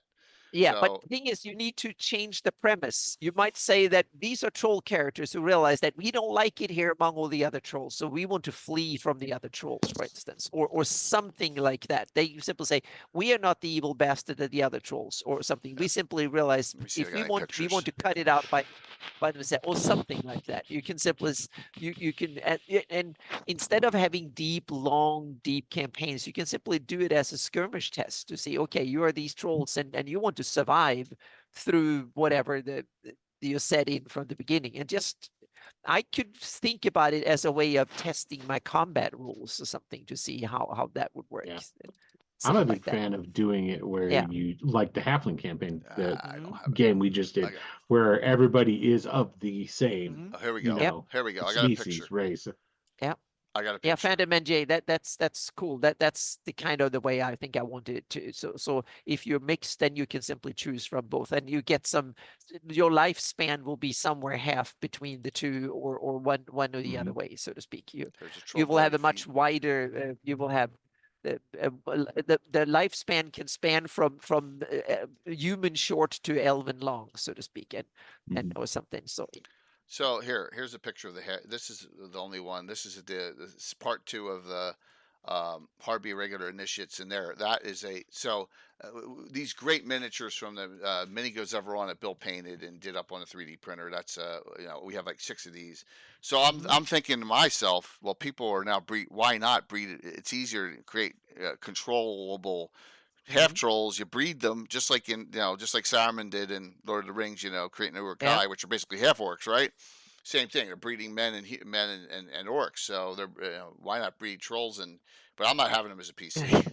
No, but I think it's really, you should put a lot of cool stuff like that thematically in as NPCs and monsters and stuff. Yeah, because that ties into the setting. Yeah, absolutely. But some of them that might be the exceptional adventure where it might be interesting or useful, but it should be on a case-by-case basis, so to speak. Don't put them into your general rules, even if they're your house rules. Meaning, make it for like, this campaign, I'm going to allow this. or something, and Change say up. that, yeah. Yep, and that's the way it should be. That's the No, thing about different species races in a game. Yeah. It should fit the game that you're playing. absolutely. It should That's fit the key. what Yep. what the DM wants to do, Yeah. and what the players are down for, and there you go. That's but that's everything when it comes to D&D. That's the yeah, thing that a lot of but- people have a problem with, it seems. But especially when you go far away from humans and the regular Mhm. demi-humans that we know of. But what about in third edition? There was a book that was. Hang on a second. I'll see if you go and talk about something else. See if I can find it. In my game, in that game, I have the Daughters of Mistrine, which are all anti-paladins, right? Lord Mistrine out of. So Alexis, the Cruel and Cunning, has decided, well, this makes sense for me. I don't care. I'm Catech-Evil. I can do whatever I want. I don't care what my father says. I'm going to start breeding these trolls and humans and create this super, super powerful half trolls that I can control myself. And so that's how it happened. I That's try and have perfect. it Those are great soldiers. Yes, exactly. But when you're an anti-paladin, you decide, hey, you can do things like that. So, Well, of course you do. yes. Why not? So sounds like a great thing. sounds like a wonderful thing, yeah. And so, is there at least 1/2 new races over in the day? Yeah, there are all over. There's Uldra, the Troll. There's all sorts of different races and like I said, we tried the Wingfolk. It just didn't work for us with the flying. Way back in the 80s. I note also in Greyhawk, and it says this. We're taking from Monster Manuals and Art Arcanas, Monster Manual 2s or wherever. Notice that certain elves cannot be certain classes, especially Grugok. Grugok can be druids but not priests. Sylvan elves really cannot be cavaliers or holy warrior crusaders or in-depth specialty mages like elementalists, necromancers, but Grey High and Dark can, and that's just because of the way the campaign's set up. You may not have it that way. That's okay. I have it that way. I have that set so that there's different types of elves. It's just in the basis. The half elf would be the same. You have a half Sylvan elf. They're not going to, they couldn't be an elementalist, but or maybe they could. I'm not sure about that. We haven't gotten to that issue yet, so we're not going to worry about it. But yeah, and that's just what we have set. But then, so what type of flavor of Greyhawk requires the races that it has in the proportions that it has? So what type of Greyhawk? Yeah, so like the flavor, Greyhawk has its own flavor, right? 2 point, yes. And people generally, for the most part, say it's a grittier setting. I get a lot of pushback when I say it's a low magic setting because people start throwing out all these, high level wizards and stuff. I say, yeah, there's a bunch of high level wizards running around, but the world itself is low magic. It's not like, you take a look at Eberron. Eberron has magic. Yeah, it's like scarce magic. It's not low magic, but magic is scarce, but not powerless. Scarce is a good way of putting it. Yeah. Yes. If you're running a Greyhawk campaign based on the 80 folio, 83 box set glossography, Greyhawk Adventures, or Free City Greyhawk box set and back, then I think that's the feel I'm talking about. Once you get into 2E, you run into the issue of elves don't die. They wander off to Lendor Isle and, all this stuff, which I'm not a fan of. So I think that's what I'm talking about is. So does when you start going into these other races and other things, it takes away from the level of grit? I think what it takes away from is aside the grit level, Greyhawk is very politically motivated. Mm-hmm. And all these nations, for the most part, are very human driven. And it is the politics that drive a lot of different things. And I think for that to be effective, you have to have a very dominant, just single species, which happens to be in this setting, human, right? So because humans and most of the nations are humans, it can be political and only political, Yeah. So when the county of Ernst is having problems with the Duchy of Ernst Yeah. and Cities and ruins. Yeah. trying to marry off somebody, and they're like, no, we don't want to do that, and they're arguing over the border regions, and then you get even to more complicated things, like say you go over into 10 and the rovers are raiding into 10 and all this different stuff. It's human centric, and so it is all politically driven. Once you start adding in all these other different species and races that are involved, that are big players, then it becomes racial. You know, and it can be, as opposed to just being politically motivated. And you know, I think that's one of the things that gives Greyhawk its flavor. And when you start introducing way too many of these other things in positions that they could erode that political, it kind of ruins. Well, you have the to flavor. involve them in the politics in a kind of a way that makes sense, and that can be hard but interesting. So, which would be hard. I mean, it's easier to do with the few that are established, like IUs, and Celine, and those sort of places. But when here's a 3rd edition book that I want to plug a little bit. That was hello, Tim. Hello. Savage Species, and but please, Tim. Yep, I have to say hi to you first. Yep. The ever mysterious Tim. First off, what did you think of Will's game yesterday? I was a blast. It was fun. Yes, you chaotic neutral SOB. He forced me to be chaotic neutral. What? No. One of my favorite things to do as a DM is to make the players make decisions. No, it was a fun time. It was a fun time. That was fun. Hopefully we could pick it up sometime in the future. That would be awesome. For sure. You know, it was great. Got to see what happened with that thing that fell down that hole. Dig a hole. I'm sure all we heard was the vibrations. Yeah, that ball of energy that you saw. No, that's just dust kicked up. Yeah, I'm sure it was. Yeah, Matt, the heck, you're cool. All right, Anna. So, on Savage Species. This is an interesting book. It's a 3rd 3.5 era book called Savage Species, and it's playing monstrous characters. These are the rules for taking any monster from the monster books of 3rd edition and playing them as a PC. And what they do is that you get like a level, kind of, if you want to play a troll, then you look at the stat block of a standard troll and say that, well, that's the equivalent of it. So basically take the challenge rating. If it's challenge rating monster 3, that will be like roughly a 3rd level character. So that means that you have to have this many XP before you can play that. So it's a way of keeping the game balance. Say, if you want a troll character, that means that the other characters have to be, for example, let's say, be 3rd level characters in order for it to work, so to speak. If you want to have a gold dragon character, even if it's a hatchling, that might be a 5th level character party in order to do it. So it's just a way of keeping the mechanical game balance, to know how powerful will the monster's character of any type be, so to speak. These are the rules, and it's an interesting concept. And I remember we used some. I looked at these and looked at them a little bit, and from a mechanical standpoint, it's a very interesting book. If you want to house rule a lot of stuff in, this might give you some inspiration to do it. But it's definitely not for everyone, and 3rd edition had its issues too, and its benefits too. But it's an interesting take. It's the only D&D take, I think, that really, from a game mechanics perspective, wanted to integrate you, make it possible to play anything. From whatever to whatever, so to speak. So yeah, and it has tons of options and stuff, like all D&D official books, meaning there's so many different classes and kits and well, all sorts of stuff that integrates with it, magic and rules for how to become you want to play a succubus or an incubus, then there are rules for that here. And pixies and sprites, meaning tiny creatures, and yeah, it's all covered. So it's an interesting book. Yeah.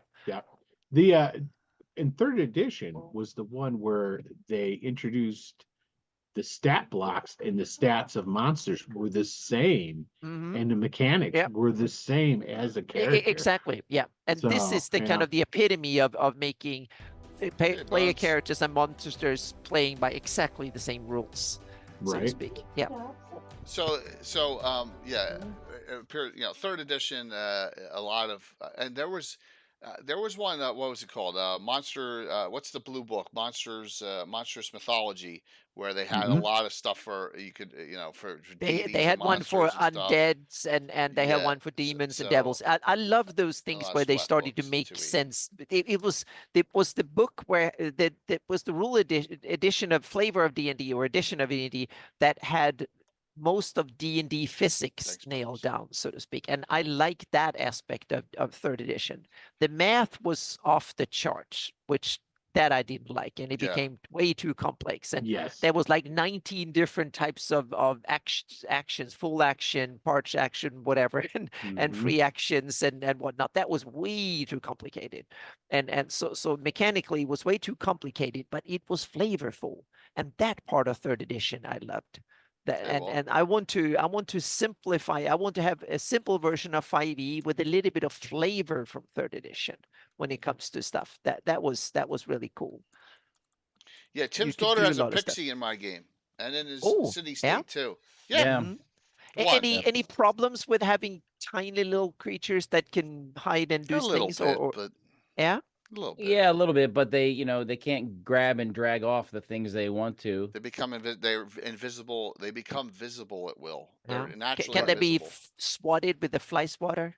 Yeah. Yeah. They can They're be actually they can they're be like hurt. halfling size, a little less than halflings. Oh, okay. So they're they're not not that super small. small. Yeah. Yeah, they're real. But they also can polymorph, so Mhm. they can be whatever size yeah, they they have want. auto Oh, zip, okay. adjustable Then that dance once per solves day. it. So yeah. Mm-hmm. Yeah, I'm That not solves doing the problem. like what's new, Patrick. Patrick, are you nipping tonight, man? You're on a roll tonight. He's man. awesome. Yeah. Yeah, just remember, you got to play BattleTech Saturday morning, and I'm going to kick the crap out of Uh-oh. all of you. I'm gonna teach you the meaning of the word respect. As you're gonna, Ooh. yeah. I had a friend in college when I was running my game in college. The main magician in the party was a pixie, Nice. and he didn't abuse it too much. It was convenient often. Yeah. And it was a straight match, so Right. So low hit points. they're not running around doing too much heroic stuff because they don't want to be alone and injured. So Yeah. No, and it's all good. So Yeah. we've always allowed exceptions to the rules here and there. It's not like I'm saying I have the no just no 1,000 times over. No. So. When I got on this, we were talking about humanoids in that book that Anna was showing. I used as a reference the Orcs of Thar. Mhm. Ah, Such a yeah. great From book. '88. That's Forgotten Realms, right? No, D&D. Oh, it's a D&D. basically it was a Yeah, D&D. it says on the very back, Only. it has a little note: adaptable to AD&D. Yeah. Oh, so it's a third-party project. Miss Third Star, product. Sam says. Oh. No, Miss Star. no, it's yeah. Yeah, it's a gazetteer. It's part of the Gazetteer series for. But I used that when I was looking at how did they handle a troll character when you have an orc. Well, troll starts as an underaged. Right. So Okay. they actually they kind of start with negative experience points. So they're so before they're even one hit die, they before they're so that way you can kind of put them on a level playing field when you have a party. Yep. No, and it has a whole campaign. I didn't use that so much as just Yep. Like an idea. So for the reverse young dungeon. troll stat blocks, but they are dumber and completely fearless, and they regenerate faster, so they're really nasty. In Tim's city state, he's got half ogres running around everywhere, right? Well, there's ogres in the city state. Yeah, I know. I mean, there's half Thusly, half Gorbag ogres. the controller and all his sons, right? Yeah. Yeah. So second generation half ogres, where 2 half ogres get it on. Yeah, absolutely. So they start breeding. Yep. You get a better result. But more stable. Yeah. So Tim, and as far as your game, since you're not really DMing in Greyhawk only, well, you're Rovers. What would be like if someone asked you in the Rovers of the Barrens thing, because it's where it's set, are you going to allow something wacky which wouldn't make sense, or are you going to? I went off the chain. I allowed a half elf. That was way off. Yeah, for a half elf for that. Right. Because of the location and because of the setting. Yeah, and the story supported it, so it was a plausible. Okay. Right. But you're not fantasy having to throw a dwarf in there unless it's escape slave or something, right? Or Yeah, you know, they'd have to be. yeah, They'd have to have reasons for being there. right, right, okay. You know, or tunneled up from below, or some magical mishap, or some weird. I thought it was Albuquerque. They ran into a crypt. They ran into a crypt thing, and it like zapped them to the Barrens. That could happen. That Yeah, could that happen. can There's happen. a lot of options it could have. So, Yeah. not like you played Reverse Dungeons. Exactly. You guys have been playing humanoids in Tim's game. So just note that. It's just like, you know, you got And all- other. and they evolve. The humanoids Yes. are evolving. So When they die, yeah. they've definitely raised the status of the Yardglock Goblin tribe there. Yeah. That's tribe. Exceptions are always the rule. That's just note that. There's always someone. that's Good gonna- way of putting it. Yeah, I Yeah. mean, I am not. Yeah. I'm trying to not tell you that. Okay, I got this chart here, and that there's never an exception, but because that's not the case. Because once again, when Valerie's back, Tim's daughter, I let her play her Pixie in my game. Did you see freaking Pixie anywhere on here? No. All right. So there you go. So just understand that. You know, that it's okay. It's okay to do that. Absolutely. But you got to have, in my opinion, playing for 40 years, you got to have a set base where to start from. Because if you don't, gentlemen like the man below and Alan and all the others are going to abuse the hell out of me. He's laughing because he knows. No, I don't think abuse. Like Sound like paranoid, Jay. I Come don't on, really the first like- level. All right, the first level human trick.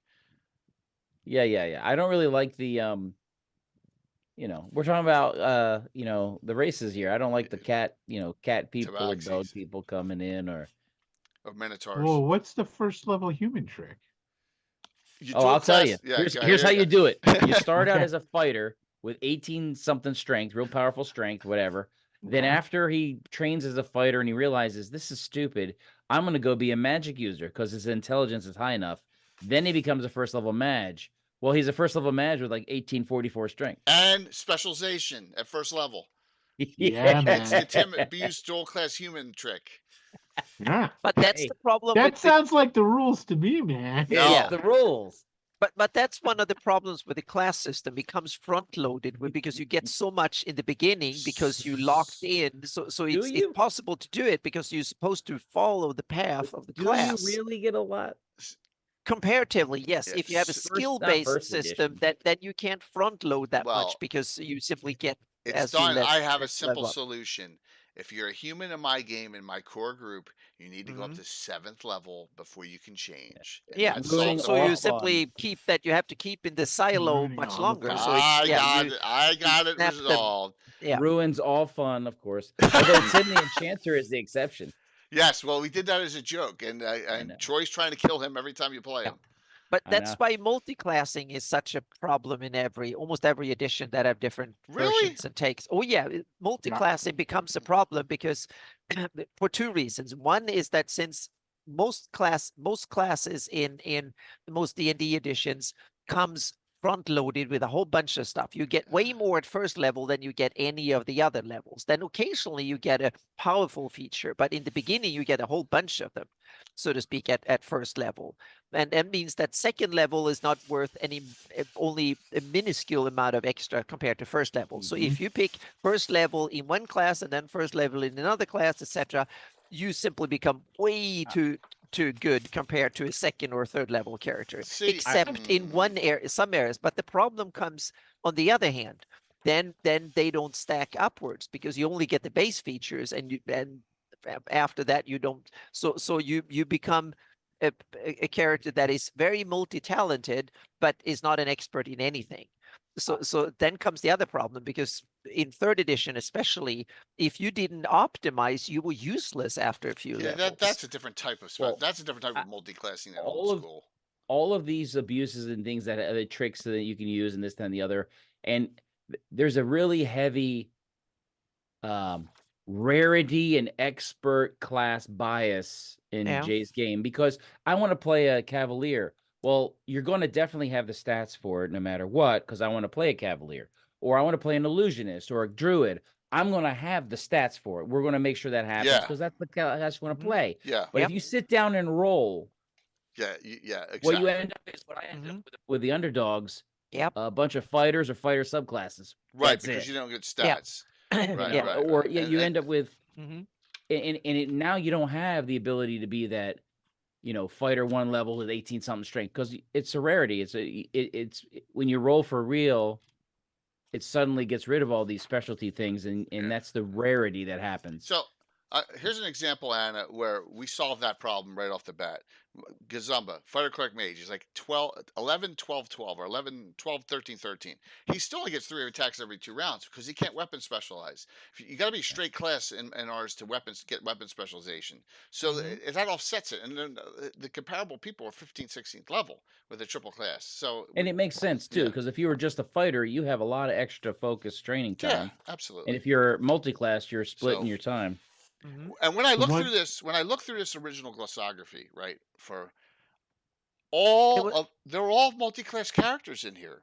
Am I going to undo the Prince of Ulick being a fighter thief? That's the flavor I don't want to lose, right? Because the Prince of Ulick is a fighter thief. That's why he's a SOB in my game. Like, I don't think he's awful good. He's a thief, right? So, or Yolan from Celine. Politically. She's a fighter mage. Politically. So like I love that, and that's, I guess, just where I look at it. And I want to keep the spirit of that. Yeah, it was like Dave Greery mentioned that in 5e now multi-classing is not really multi-classing. You take a feat that gives you, then you can take an aspect of another class. Right. Like you want spell casting, you take the wizard multi-classing feat, and that means that there's a lot of multi-classing in 5th, but the amount of you rarely see. You'll have like one predominant class, and then the other class rarely goes above 5th. Yeah, like usually you'll get that other class will go to 3rd where the archetype kicks in, and you get those benefits, and then pretty much it'll stop right about there. Yeah. So you only get points. in really good points. And that's one of the good points with the class system is that it makes it easy to not screw up your build, so to speak, because it makes it easy for especially beginning players. You don't need to be an expert in the rule system to build characters that works properly, so to speak. I'm going to show something that Casey helped me build, and races and classes with sources, just to show some things also. And you can't, in our game, you can't multi-class in every class too. So Casey actually helped me build this up, and this one I rarely share. And this is a source subclass multi-class. It tells you on all the multi-class options. So when you're looking at it, there's certain classes that I'm like, you're not multi-classing out of Cavalier ever. No, Cavaliers are Cavaliers. You're set there. Now, if you dual class as a human, it's different. Some things don't even last dual classing. You got elementalists, right? You got wild mages. You're not multi-classing in those classes, especially you're multi-classing in base classes, right? So, right, Tim? Right. What is that for? Fighter first level. Like, would you allow a Cavalier to multi-class in your game? You talking to me? Yeah. No, I don't. I think no, probably not. Okay, that's what I thought. I just want to make sure. My campaign Cavalier would be a. Sorry. No, go ahead, Anna. Go ahead. I was going to quickly say in my campaign, these titles like Paladin or Cavalier or something, a wizard or so on, they are not classes. They are simply, they might call someone a wizard because you work if you want to work as a court wizard, for instance, that means that you have to know a lot of stuff. Otherwise they would not hire you. So they are kind of in-game things. Someone might be called a paladin if you're a holy warrior of an order, for instance, of something, then you become a paladin. Gotcha. But that means simply for the order to hire you, you have to have you need to know certain things. Otherwise they would not hire you for the job. So Anna will give you the title. Yeah. Our good friend Eric Boyd solved that in Face and Avatars. Yeah. With this class, which is right here that we use. It's not a paladin. This is for old school, and it's called a crusader. And that solves that problem. It's a holy warrior for a religion. So they're not paladins, but they fit all the diametrics, you know. So in my game, someone might simply call the crusaders someone who's out fighting for their religion on Yeah. a war adventure or something. They might be called crusaders. Okay. Right? Yeah. There's the game mechanic, and then there's the cultural Exactly. and Yeah. So role I they skipped. fulfill. Yeah. Yeah. So I disconnected the two, meaning the game mechanic is one thing, but then there's all the stuff we use in the word in the world, so to speak. And if Right, you're right. a warrior for someone, that simply assumes that they wouldn't hire you or call you a warrior if you wouldn't know your stuff enough, so to speak. So the underdogs, all the everyone who's not a spellcaster is a warrior, no matter what their class is. Yeah. And then the spellcasters are like, you're a wise man, you're a Yeah. Yeah. shaman or something. That's what Yeah. they call you. Exactly. A Thanks, wolf, darling. nomads, shaman and stuff might be some sort of mix between a cleric and a wizard and a fighter or a Well, barbarian. some are or something. druids, some Yeah, are exactly. That shaman. might, yeah. They might have little features It is, of all of them, Curtis. so to speak. Yeah. So note the following. I know in my short, I have these in there and I go over it quickly. Yeah. I will give these cross-reference charts out after the Free City of Altamira box set comes out. And the reason I say that is I got a lot of classes that are on here. They're going in that box set, and I just don't want to have any weird issues happening. Once that comes out, I will share these cross-reference charts to anyone. All right, I've never given these out before, but all right. So just please note, just be patient. I promise I'll do that in the future. All right. And if you want to ask me specific questions, I'll answer them for you. You know, so I always thought 4 classes work: fighter, clerk, mage, rogue, any other class. It's Dave, that's true to some instance, but I'm going to tell you there's classes that don't fit into those 4 that we've created, like our Maester class. That does not fit into those 4 base classes. You can multi-class a Maester even as a human with the 4 base classes: fighter, clerk, mage, thief, Maester, and it works great in our game. So I agree with you, but if you really go into the customization world, which we do, those 4 base classes can get missed here and there. Like, you know, a sage type, does that fall in mage? No, not necessarily. So exactly what's a maester? You're gonna have to find out in the future. I mean, we've done a show on it. It's an awesome class. It's going in there. It's also going in the Free City of Altamira box set. But it is frequently Called the multi-class. Magister. We're gonna change the name. It's based off Game of Thrones. What's that? But it is frequently multi-class. You have to multi-class if you want to be a PC, unless you're going to be cloistered. If you're just a straight go. maester, you're not going to enjoy yourself. Like, I'll give you an example. A cleric maester in Walk our around game, with Dr. Smith, oh dear, oh my, right? That Tom's character, he's a cleric maester. They get all sorts of special abilities. They can do alchemy. They can do magical, musical instruments or leatherworking or all sorts of different Like skills. your cleric, he's like your So- cleric with a PhD. PC Sage, thank you, Mhm. Dale. Yeah, exactly. that's a good- exactly. But in what? Analogy. Yep. Yeah. STEM Just field. look under specialty classes, Dave. If you want to, it's probably under specialty classes. Yeah. So Silcher's preachers are ones with an MBA then or something. So Oh my God, the Zilchus Yeah. preaches. Mhm. Michael Watan's giving them all a bad name. Yeah. Absolutely. So I know we're getting close to time here. We may run a little late, but a cleric bard. No, Yeah. bards are the first. So in old school, bards are the first prestige class, right? Yes, exactly. They've followed the third Yeah. edition prestige class concept is very similar to first edition bards. Yeah, I'm not. Yep. I'm not a Magister and Norker. I got that. Ed, I said to Ed, I know you have the book Secrets of the Magister. We're going to change our name from Maester to Magister. She's like, Magister's not copyright or anything. You got it. That's the way to go. You say Maester and you're ripping off Game of Thrones, you may have an issue. So Ed gave me the advice. I'll see advice on that. So it'll be a Magister class out of Choler Games. So First Ed Bard is their favorite. A lot of people love First Ed Bards. My problem they're with First Ed cool. Bards is the way their hit points are too high, and I've always been trying to tweak that. Oh, okay. Yeah, because it states that when they go back to first level as Bard, Fighter surpasses and then Thief surpasses, but back to Bard to get hit points right at the beginning again. You get guys with 120, 130 hit points. It's nasty.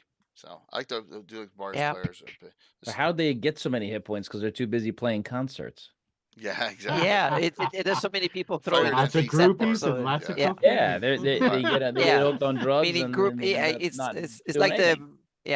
So what was that? Yeah. let's do this on a final round robin here. Let's talk to the audience and let's give them some advice that you would each love to give your words of wisdom based on this discussion from any aspect you want. So Will, how about you? words of wisdom. Yeah, or for like basically DMing on the on first races and species. I would say if you haven't tried it, try where everybody plays the same race, species, whatever. Absolutely. Ancestry. Yeah. Try it. Dwarves are, that's the next one I want to do. I want to do Dwarven one so bad, but I want to write up, I'm going to write up a whole Dwarven kingdom. And I want to, that's basically, once I get that done, I'm going to go ahead and I'm going to run my all dwarf campaign. So I might just take the stuff I used for the dwarves I had in the Rackers.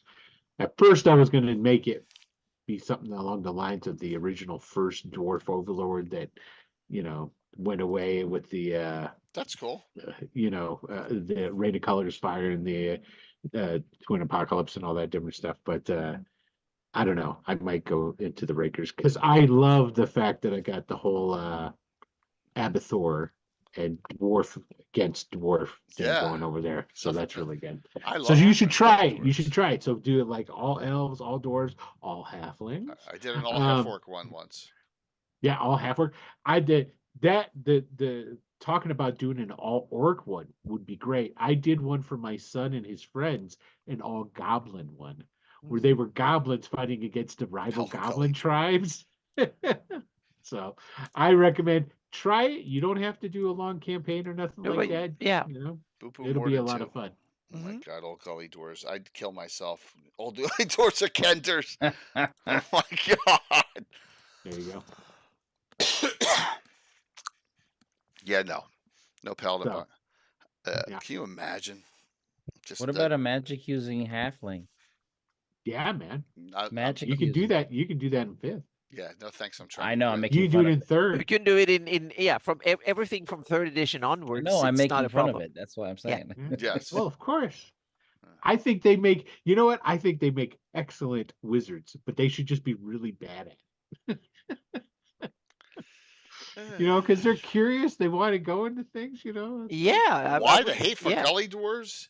Because they're in Dragonlance, and I hate them. And that's all you need to know, Patrick. I hate them, and I hate Hoopak Kenders too. They earned it. They earned my despisement. By the name Gully. Yes, the Gully dwarves and Kender. I mean, just why even go there with halflings? I mean, why can't you have hill dwarves? Oh, there are some. Yeah. No, these are the ones that they kicked out and they live down in the gully. Yeah, but I think it's kind of funny in that way. It's the gully dwarfs. It's awesome. I don't mind the Kender so much, but the problem with the Kender is they'd all be dead. Let's be honest. Nobody would let them around. Yeah, it's silly in a cute way. Yes. You know what halflings I love? I love Dark Sun Cannibal halflings, all right? Because when I played Baldur's Gate 2, and you had that dome sphere in the one town that was there, and no one knew what was inside it, and all these cannibal halflings try to eat you, I thought that was awesome. So there you go. That's as much as that's my love for Another World halflings, Bayou halflings. Hey, Jimmy, you ready to die on Saturday morning? Because Patrick's been acting really wonky, and I'm gonna have to teach him a lesson. For this mission, yes. So I'm just kidding. We're gonna have a great time, right, Tim? Yeah. Well, I would say if you're gonna play if you want to introduce something new or unusual, and you want to consider for your campaign, do a one-shot type thing with it first to see how it fits and how it works. Yeah. Or make an NPC one and see how that. You go. Yeah, I think that was always a good way to play test. They are. Yeah, because I had, I wouldn't, I don't want to say I wouldn't. My daughter's 2 pixies, their buddies was a baby dragon and a child stone giant. So you were entertaining them back in the day. Well, they rescued him. The dragon was killed by some evil, and there's an egg, and they had to take care of the little baby. And they're like, and the stone giant's parents are killed. So they're like, yeah, you can come with us. Yeah, so he was like an equivalent of a 12-year-old. So he was like, that's awesome. He was real little. He was like a real little, 5 feet tall. So Raz, it's a good point. Playtest, and our game's a constant playtest. I'm always testing something, whether it's a new specialty priest or the players play it, or the maesters technically still in playtest after all these years. We still are playtesting. I'm Always play. playtesting the Sea Mage in my son's campaign. There you go. That's perfect. Mm-hmm. Is it your Sea Mage or Troy's? Mine. Your Sea Mage. Okay. All right. Pros and cons. It's really powerful, but also a lot of drawbacks. By the way, everyone, yeah, you get your choice of 2 from Will. All right, 2 publications here from Will for the winner. Yeah. So I think that the aspect I want to emphasize as the final statement here, so to speak, look at both mechanics and flavor when you look at races, ancestries, or whatever term you want to use, so to speak, because I think that they have 2 equally as important aspects. One is the mechanical stuff, meaning how many pluses, minuses, class limitations, and all of that stuff, send dark vision or not and stuff, innate magic ability, resistances, meaning the list is enormous that you can put in on the mechanical aspect. But also, how do they fit into your campaign? Are there others who likes them, trust them, distrust them, hate them, and so on and so forth? So that's that's the other part, and I think both aspects are equally important in order for you to get a race or something to work properly in your game, so to speak. Both the mechanical aspect and the thematic story aspect of it. Right. Because again, my daughter's group, they have to leave their buddies out of town. yeah, Exactly. Yeah. You go camp over in the hill. Yep, We'll yep. come back when we need you. Yep. So you can kind of something that has really good mechanical stuff. They might need it, so to speak, more often than others. So yeah. Anything goes in the Wonderland settings. I found that out with Tim. So Yep. just anything goes. So note, thank you, everyone who gave me input from the short. My most popular short so far has been the one on races. The first one I did over 500, cool. and I want to say thank you. And that's why I did the Gabbin tonight, because we didn't have a specific topic, and I wanted to elaborate a little more on it. And just note that there's no right or wrong way. This is just our suggestions, right? Just from my experience in Greyhawk, I want to keep my number one thing is keep my Greyhawk game and campaign the way it's been for the last 44 years to maintain that flavor and feel. Oh my God, this is an old school Greyhawk campaign. So I'm not going to deviate too much, but we have deviated a lot. Who knows what the hell a Saxon class is? Yeah. Right? Or Maester class, only in my game, right? But as far too far if I have a Tabaxi in my game, it's just not. My guys aren't into that either. Now they'll play almost anything within the setting. Maybe if one walks through an interplanar portal and for one game you have an NPC, but that's it. That's all. But you have an interesting Firbolg is one from 5e that might actually work really well in Greyhawk. It could. Firbolgs are from Greyhawk, so that's something that could work. Yeah. Mm-hmm. Well, there was a wood giant one. Okay, that is almost like a Firbolg, and it said the wood giants, though, they tend to sleep anytime it rains. I'm thinking, do you want to play a character that's that could be weather? But Firbolg is interesting. They're distant cousins of giants, blah blah, and so on. But meaning there are some 5e ones that makes me interested in making my version of them, and some of the ones like no, not in my games. So beyond the Flannish, Sam, I can see in other areas of the world. Like you said, I want to keep that feel to it, and that's why a lot of stuff that happened from the Ashes onward.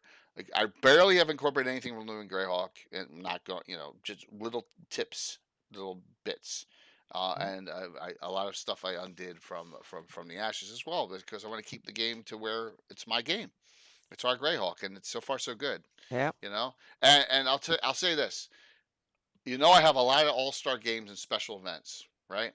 I've never had a single player, anyone, have a complaint with the options I've given them for race /species in class. Never. I don't dare to complain. That's okay. I just happen to have kidding. I know, Anna. That's a good bust. You got me good. I'm even going to give myself blue balls on that one. There you go. I give you 3 blue balls for that. So, but yeah, I have not had I've had only one person complain about the old school game system, and they played once. But I think there's 2 reasons for that, Jay. One is that you know your rules very, very well, which means that you can utilize them very, very well, even if there are idiosyncrasies in rules, and they're always in every rule system. But you're aware of them. You can kind of work around them really, really well.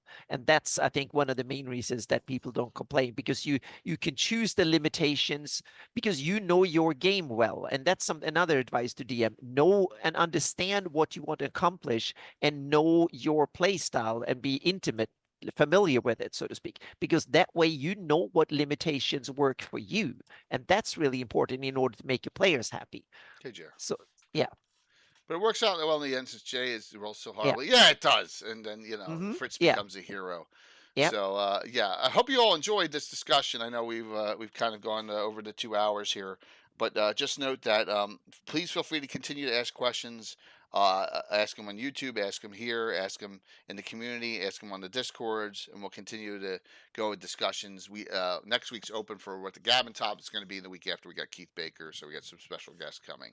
So we'll continue to continue with all these discussions on, just to provoke thought for you, to assist you.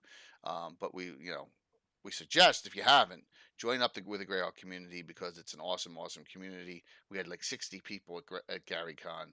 I'd love to have even more next year, just to show the power of the community. It's amazing how just what so the last 3 years have been great. Let's just keep it rolling. So all right, let's do some shout outs, and we'll do the giveaways. Sit tight, because we're hovering at 99. I'd love to go into wherever we rate into another 100 rate. I think we rated in with like 110 to 120 last week. It was Nice. awesome. So please sit tight as we want to see who's going to win this. Greyhawk Forever, Sifty. Sifty, I know you had fun playing the Slop Squad game, so I'm glad you got in last second on that, just to see how crazy they are, and that's coming up. So all right, Anna, what do you got going on this week? It's Cool. remember, I've talked several times, both on these shows and on my live stream Friday, on that there's a World Machine issue in the latest it version of World stinks. Machine. Thankfully, now I've been engaged with the creator of World Machine, and we've been going back and forth trying to isolate, and we're starting to have an idea of what the problem can be.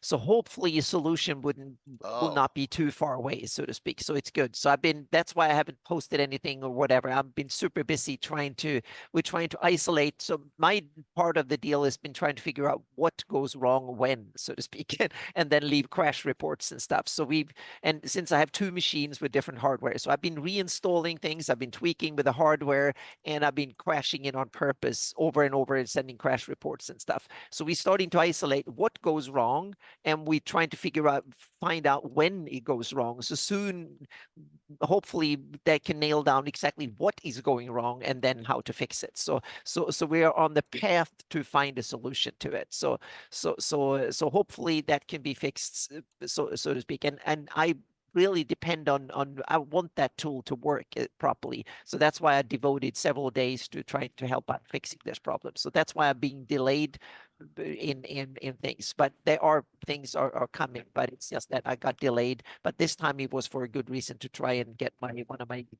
best tools to work properly again. Yeah. Anna, it's so frustrating. Like, I'll give you an example. Every time they update Windows 11, my speed from I guess it's from my Ethernet, my killer Ethernet card, goes down. Yeah, down the this basement. is something similar. Every It has something. update. It has something to do with some Hey, Kelsey. subsystem in Windows 11 that has screwed up and stuff. It is and so frustrating. And now the upload speed's not, but it's gone from 400 megabits down in my basement to 200 megabits. Yeah, and like, I don't want to downgrade to Windows 10, because then I will be screwed in 6-9 months or within a year anyway, because Windows 10 falls for the age bracket anyway. So that means that this needs to be fixed, and hopefully it can be fixed. So yeah. So we'll see you again you're going to definitely have a Friday night this week, right? Oh yes. Yep. Okay. All right. Sounds good. Anything on Tuesday? I know you normally. No, not really. Okay. No, not planned, so to speak. Now, what I want to do is to catch up, to publish all the stuff. Oh, by the way, there is a new version of the LA3 and LA4 coming, because we found out there's a couple of things that just been copied over from one to the other that needs to be fixed, and there's some pre-gen characters that need to be added that got lost. So there is a minor update to them coming very soon. We're going to have a meeting about that afterwards in the Kafka or archive group. I'm going to be there on that Yeah. too. Yep. I'm gotta Yep. be in on that. So after, that after that this. is coming soon. In within a couple of days, there will be new updated versions. Nothing major, just Nice. fixes. Yep. Mm-hmm. That's fantastic. Well, thank you so very much, Anna. As I said, I love what you've done with your elves and Greyhawk. It's just not for me. No, exactly. That's the thing. We have different Yes, different styles. takes on them. Yep. Absolutely. So Yep. just note that you know, Tim No, wasn't here yet to that's argue. No, but that's I think that's part of the fun with the hobby. You can tweak things in different definitely. different directions. 100%. Yep. Will, For thanks sure. thanks for being on 2 days in a row, man. Yeah. Sure, man. That It's my pleasure. I enjoy it. What For do you sure. got going on? Well, writing as always. I saw Always some writing, cool writing, things even writing. today being published. Yeah. Yeah, today the latest Monk 5th edition archetype went up. So Yeah. All right, that's hold the, on. Let the- me see if I can get to that real quick. I think I can. Give me 1 second. Yeah. Patreon. the here I'm gonna first thing I'm gonna post a link to. If you like to take a look at the stuff I have for sale on Drive-Thru, there's a link right there for all the sweet adventures Yes. that you will see here. And then this is the link to the Zealots of the Patreon. Zealots of the Shielded Yep. Path. Mm-hmm. Yes, which are essentially those are it's Ket. Okay. So those Monks. are they're monk zealots of Ket. So essentially, when Ket fell, there was fists of I just call them Akbar. Okay. So Mhm. fists of Akbar in there, and essentially, Ket was kind of just left to its own devices, and it was being conquered. So the mullahs that were in there, they're all like say, we're the only true faith, and as you can see, because no one's coming to help us, right? Yeah. Because if they truly did follow Akbar, they would be coming to help us. So you're the only true. So they kind of took them and they militarized them and they turned them into their own type of basically like special Awesome, Jeff. troops. So and that's what went up today. Also I did a little bit of work. I plan on going and writing a little bit more tonight. Hopefully we'll see. Keep fingers crossed on the the short story The Chosen went up. Cool. That's old. I just had never reposted it. Yeah, So Jeff, if I was it going to just point that out. And also, Will circles himself in the picture. hell yeah! 'Cause Oh, there's you always were if in you that try to one. Yeah, find- look Yeah. who's right Yeah. in front of him. Chet Minton and Yeah. I are right in front of him. Oh, Yep. cool. Right there, yeah, in the back Yep, there. yep. But they But fit I'm gonna- everyone. Yeah. Yeah, they did. I was hoping that he would post that. Yes, he found. So, Yeah, I they was like, post it yeah. every year.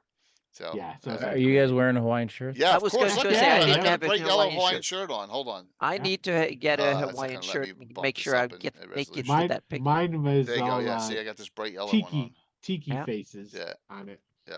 Of course, So- you always take one there, and you wear it for. There's Luke in the middle. You always take one for this. It's at 2:00 Mhm. Central Time on Saturday. So you do not want to have something going on at that point to get into that. You have to be off, or you'll miss the picture. So And I'm writing Lost City of the Soul. I was doing some writing on that today. I'm about halfway through, and it's at around 73 pages right so So- down the road with that. Jeremy from Gamescape 3D is coming out with these lost ruins that are going to be like jungle-like ruins, and we're going to combine what Will's doing with his Lost City of the Soul with these ruins in Gamescape 3D. And this Speaking year, of yeah. Speaking of that, I was just talking with Jeremy. He's going to do some stuff for Willow Isle. And Oh, he's- really? Oh. There you Yeah, go. he just Oh. I just talked to him via Via couple email, days. great. Yeah, and so he's going to be doing. So That's- I don't know when that's coming up, but it is coming up. So Yeah. So that's fantastic. So I mean, Yeah. Jeremy's a good guy, and he's going to be doing stuff Great for guy. Altamira too. Yep. Yeah. So just know, so that may supersede me doing a joust this year for Virtual GrowdCon. The goal is to have the entire ruins in 8 foot by 8 foot on the table, done up by Bill the Master Crafter for the October Virtual GrowdCon with Will's Lost City of the Soul and running an adventure off that. That's the goal for the big main event this year. Just so you're aware. All right, because we've done the joust a couple years in a row. I'm thinking this year let's change it up a little bit, and this is the perfect, because this will be like the ruins on it. We'll show you pictures in the future. Are nuts. nuts how good this is going to be. It's going to look so awesome. So yeah, just all the coordination we're trying to outdo last year. So. Mhm. All right, Will. Well, thank you. The ever Thank you. mysterious Tim. Yeah. The next thing I'm doing is after this is doing some therapeutic stretching for my lower back, which is killing me. Yeah. And then I want to have a game day in June. As long as it's not the 15th or the 22nd when I'm away. All right, let me write that down. I am in Florida. So you want it the 15th or the 22nd? we ain't live streaming it. My wife would kick my ass. First of all, we're flying out on the 15th. We're back on the 22nd. Got an entire week. Anna Marie Isle in the Gulf. All right. Yes. Cool. Yes. Okay. An awesome place. It's one of the nicest places we've ever had for I will vacation. survey my players and see who's Right. available So for the June 1st, I gotta leave it open. That leaves June 8th or June 29th. Okay. All right. All right. 8th and 29th. Yes. And it'll be either City State, Reverse Dungeon, or Underdog. I would prefer City State because I want to I know. play, and I want to get the flesh taste out of my mouth, and I want to kick the crap out of something this time instead of negotiating. Oh. I'm tired of negotiating with these assholes. So I want to just kill something. So Well, it's hard because nobody wants to fight her. well, 13th level Cavalier, Right. Yeah. So We'll see what we can do. all right, but if it comes up to be something else, that's fine. Yeah, laugh it out. Absolutely. Well, Tim, that's awesome. Thanks for coming on again 2 days in a row as well. All right, what's going on here? And then we'll do the giveaway, and then we'll do the raid. So give me a sec. I'm gonna hit the wrong button because I always do. All right. So this is a pick from the great fight last night, Thursday night. Trouble at Skeet's Hideaway, because they never cleared out all the undead in there the first time, all the bones and all the stuff. And it turns out the teleporter is a two-way teleporter, and there's 1, 2, 3.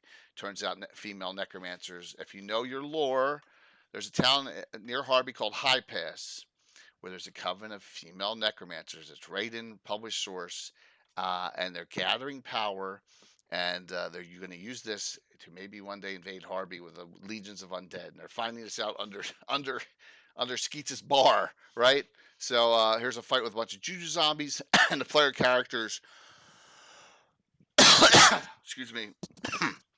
In the teleporter, and they have a necromancer in their group too. So there's necromancers everywhere in this group, in this fight, which is fun. We've continued this on Thursday night. There will be Legends Lore on Wednesday. I just don't know the topic yet. We normally have the topic like 2 days before at best, right, Anna? So we'll figure that out. Yep. I forgot one. Damn, I did forget something. Saturday, because you guys got me in a foul mood. Invasion Corey, BattleTech, right? 8 players. Tim, Patrick, Phantom, NJ, Chris Herrera from GaryCon, Balfrin, both of our sons, Jimmy Duffy. They're going to have to go. They're actually going here, and there's already an invasion going on. So they're not the invaders. Hint, hint. This is on the border of the Sarna March. So we'll have fun with this. Saturday after, Curtis is GMing champions for Bird, Coco, Brett, and myself. Saturday morning. We continue all these Saturday mornings of events. You're going to wake up to mayhem. It's going to be awesome, Curtis. Damn. Tickle. 28th, Keith Baker on Gabbin. Great one. Can't wait. Then there's a lot of stuff going on in May, but the highlight, of course, is the wedding. This is the highlight of highlights. May 18th, Saturday night, 6 p.m. All those people have confirmed. So, going to be fun. And the chickens are coming home to roost. That's all I'll say. So, they are, and you're going to laugh your ass off. Yep. Oh, it's going to be so much fun. I am already set because people give me a lot of ideas, and I'm going with it here. Last call, 10 seconds, exclamation point drawing. Let's see who wins the choice of 2. Great William Henry Dvorak. wonderful modules or the Raven's Rook book. You got your choice of 5. There's 5 different ones. All right. Do they have +1s? I'm sorry, Dale. I don't know what that means. They have +1s. I'm lost with that. All right, I'm going to close it out.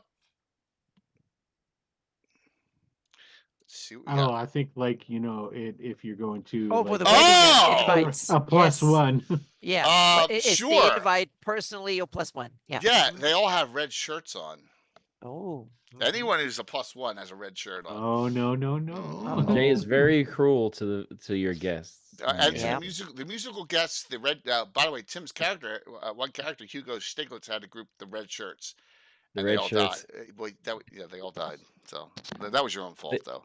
They were wearing red shirts. They were all wearing red shirts, and they all died. Yes, I hear they went out with a bang. they did. They went out on a fireball. One fireball took them all out. So it's not going to be a red wedding, but it's going to be fun as hell.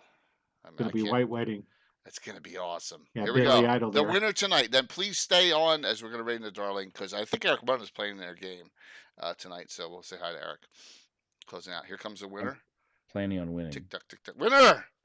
Lore Kalan. Oh. Lore Kalan.